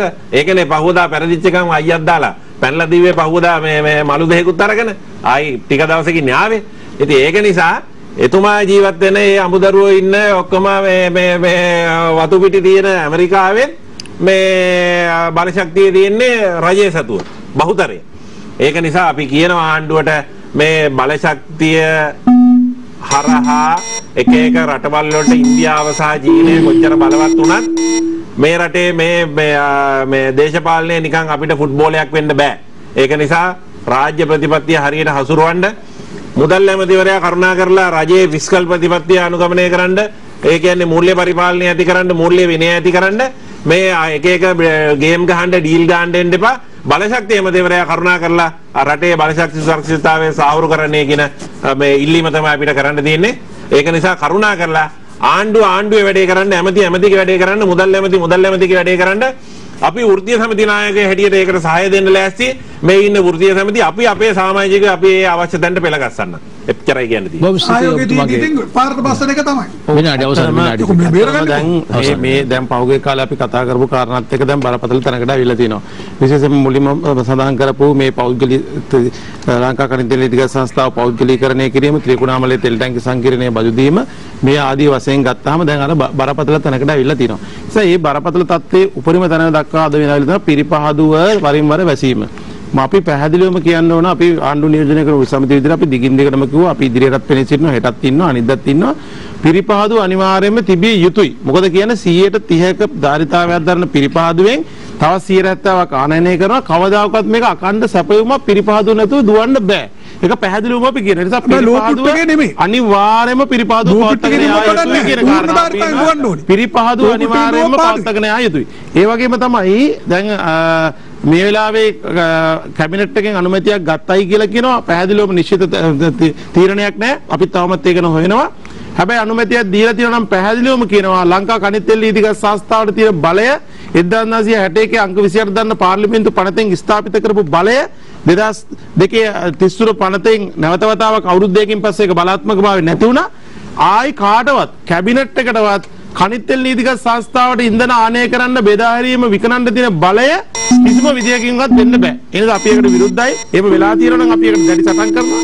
අනිවාර්යයෙන්ම මේ වෙලාවේ විදුලි බල මණ්ඩලයේ විදියට IOC සමාගමෙන් ඇත්තටම තෙල් ගන්න යනවා නම් ඒකත් බරපතල කාරණා. මොකද සදාචාරයක් නැහැ කියන කාරණාවත් මතක් කරන්න ඕන. මට තා පොඩි විනාඩියක් ප්‍රසන්න සහෝදරයා. ඒ වගේම දැන් ඒක නෙවෙයි. ඒක නේ බරපතල කාරණාව සහෝදරයා මම දන්නේ මේක තේරෙනවද කියලා. අද සමාජය යම් කිසි මට්ටමකින් ලංකා කනිත් තෙල් නීතිගත සංස්ථාව පෞගේ කාලේ මාධ්‍යයෙන් දැක්ක පත්තර වලින් දැක්ක මේ සංස්ථාවේ වැඩ කරන සේවකයන්ට දැවැන්ත විදියට වැටුප් ගෙවනවා වෛරයක් ඇති කරලා තියෙනවා. මම කියන්න කැමතියි මම අනිත් ආයතනත් එක්ක කරන්නේ ඒක කරන්නේ අනිත් ආයතන සමග පොදුවේ මේ මම අනිත් ආයතනත් එක්ක මේක සංසන්දනය කරන්න. හැබැයි ඊට වැඩිය පඩි ගන්න ආයතන මේ ලංකාවේ තියෙනවා. හැබැයි මේ රටේ තියෙන එකම ආයතනය ලංකා කනිත් තෙල් නීතිගත සංස්ථාව කොළොන්නාව සේවකයෝ 4600කින් මේ සියලු දේවල් කරන්නේ නිෂ්පාදනාගාරයේ විතර පිරිපාදුවේ 1000ක් ඉන්නා මේ සියලු දරාම ගත්තාම 4800ක සේවක සංඛ්‍යාවක් තමයි අද ඉන්නේ. අද ආසන්න වශයෙන් ආදායමෙන් ගත්තොත් 100ට අඩු ප්‍රමාණයක් යන්නේ. ලීඩර් එකකින් ගත්තොත් 70%කටත් අඩු ප්‍රමාණයක් තමයි සේවකයන්ගේ නඩත්තු වලට යන්නේ. ඒ නිසා මේ යන්නේ කොහෙටද? මෙන්න මේ කාරණාව තමයි අපි අවබෝධ කරගන්න ඕනේ. ඒ නිසා අපි පැහැදිලිව කියනවා ලංකා කනිත් තෙල් නීතිගත සංස්ථාව මේ රජයේ ආයතනයක් විතර තිබ්බ නැත්නම් යුද්ධ ඉවර කරන්න බෑ කියලා අපි ඕන තැනක අභියෝග කරලා කියනවා. ඒ නිසා තමයි අපි කියන්නේ මේ කනිත් තෙල් නීතිගත සංස්ථාව සමහරලාට අපේ රටේ ජනතාවත් කියන අපි ණයට තෙල් ගහන්නේ නැහැ කියලා. හැබැයි අද රුපියල් 30ක් ඩීසල් ලීටරයක් ණයට තමයි ගහන්නේ. සරලව කිව්වොත් මෙන්න මේ කාරණාව ජනතාවටත් තේරෙයි කවදා හරි දවසක මේ කනිත් තෙල් නීතිගත සංස්ථාවේ මම ජනතාවගෙන් ආදරෙන් ඉල්ලීමක් කරනවා සමහරලාට මතවාදයක් ගොඩනගන්න හදනවා මේ තෙල් සංස්ථාව බිල් එක කියලා තෙල් සංස්ථාවේ සේවකයන් මෙච්චරක් වියදම් කරනවා අච්චරක් වියදම් කරනවා කියලා ඒ නිසා මම ඉතාමත් ආදරෙන් ගෞරවයෙන් කරුණාවෙන් ඉල්ලා සිටිනවා මේකට අහු වෙන්න එපා මේක මේ ව්‍යාපාරයේ බංකොලොත් කරපු දවසට තමයි කනිත් තෙල් නීතිගත සංස්ථාවේ වටිනාකම මේ රටේ ජනතාවට තේරෙන්නේ කියන ඒ නිසා අපි සියලු දෙනාම එකතු වෙලා මේ ව්‍යාපාරයේ එදා රාජ්‍ය ව්‍යාපාරයක් බවට පත් කරගත්ත මේ කනිත් තෙල් නීතිගත සංස්ථාව අපි සියලු දෙනාම එකතු වෙලා රකිමු. එහෙම නැත්නම් මේ අර අපි ජගසහෝදරයා කිව්වා වගේ මේ බලශක්ති ක්ෂේත්‍රය ආණ්ඩුව තුල තියාගත්තේ නැත්නම් බරපතල අර්බුද රාශියකට නිර්මාණය වෙනවා බරපතල අර්බුද රාශියකට මුහුණ පාන්නට සිදු වෙනවා. ඒ නිසා අපි ආණ්ඩුව නියෝජනය කර උත්සමිතිය වුණත් මේ වෙලාවේ ගත්ත තීරණයට අපි දැඩි විරෝධයි. මේ අපේ තියෙන පනතේ ප්‍රතිපාදන අනුව කනිත් තෙල් නීතිගත සංස්ථාවට ඒ වැඩේ කරන්න බැරි නම් ඒක කරන්න පුළුවන් විදිහට ඒක සලස්සන්න ඕනේ. ඒක මේ විශේෂ අමාත්‍යවරයා සහ මේ කනිත් තෙල් අමාත්‍යාංශයේ වගකීම. මේක සම්මත කරගෙන අමාත්‍ය දැන් ගොළු වගේ ඉන්නේ. අමාත්‍ය ගොළු වගේ ඉන්නේ මෙන්න මේ පොඩ සම්මත කරලා. අපිට කොන්දක් තියෙනවා. අපිට කොන්දක් කියන්නේ. ඕගොල්ලෝ ඒ කාලේ කිව්වනම් දොට්ට. අපි එහෙම කියන්නේ. මේක දැන් කරන්නේ ඕගොල්ලෝ නිහඬ ඉන්නවා. වැරදි කියනවා. මේ මැයි මාසේ කරලා තියෙන්නේ. ඒ නිසා මැයි මාසේ මේක සම්මත කරගෙන ඉන්න කැබිනට් එකේ සමාගමෙන් තනිකර මේ වැඩේ දෙනවා. පිළිබඳව ඒ පනතේ තියෙන ප්‍රතිපාදන අනුව කිසිසේත්ම කාටවත් බලයක් නැත පාර්ලිමේන්තු පනතකින් නැවතතාවක් මේ කියන හොර වැඩමයි කරන්නේ. මේ හොර වැඩ අපි මූලිකව මේකට විරුද්ධයි. ඒ නිසා අපි ඉදිරියේදී මේ වෙනුවෙන් සමාජයේ ජාතිකාරාවදායකතුමාට බොහොම පැහැදිලිව ප්‍රකාශ කරනවා. බොහොම ස්තුතියි. ඔය 74 නිදාස් දිනේ අපිට සමරන්න ඕනේ ඉන්දියාවේ යටත් විදිහටක් වශයෙන්. මේ තියෙන්නේ.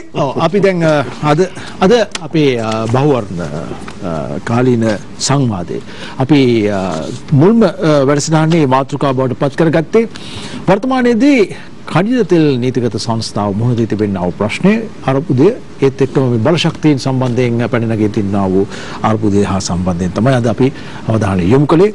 අපේ කතිකාවට අපි අද ආරාධනා කරා කනිද තෙල් නීතිගත සංස්ථාව නියෝජනය කරමින් කටයුතු කරන ප්‍රධාන දේශපාලන පක්ෂ හා සම්බන්ධව කටයුතු කරන වෘත්තීය සමිති 4ක නායක කාර්යකාරීන්ට අපි ආරාධනය පිළිගෙන මේ වෙනි බන්දුර සමන් කුමාර මහත්මයා සභාපති කර්මාන්ත වාණිජ්‍ය ප්‍රගතිශීලී සේවක සංගමයේ ඒත් වගේම සමික අසින්ත අසිතංජ ඔබතුමා ජාතික සේවක සංගමයේ නියෝජනය කරමින් අපිත් එක්ක එකතු වුණේ. ජගත් විජේගුණරත්න මහත්මයා ශ්‍රී ලංකා නිදහස් සේවක සංගමයේ නියෝජනය කරමින් අපිත් එක්ක එකතු වුණා. ඒ වගේම සමගි ඒකාබද්ධ වෘත්තීය සමිති බලවේගය නියෝජනය කරමින් ආනන්ද පාලිත මහත්මයා අපිත් එක්ක එකතු වෙනවා. ඔබ සියලු දෙනාටම අපි ස්තුතිවන්ත වෙනවා. අපි ලබන සඳුදාත් බහුවර්ණ තුලින් හරි උත්තරය තෝරා ගැනීමට අවශ්‍ය කරන සමාජයේ මුහුණ දෙන්නා වූ අපි මුහුණ දෙන්නා වූ රටක් විදිහට මුහුණ දෙන්නා වූ යම් කරුණක් පිළිබඳව කතා බහ කිරීමේ බලාපොරොත්තුවෙන් ඔබෙන් සමු ගන්නවා. ප්‍රාර්ථනා කරනවා ඔබට සුවදායි රාත්‍රියක්. ආයුබෝවන්.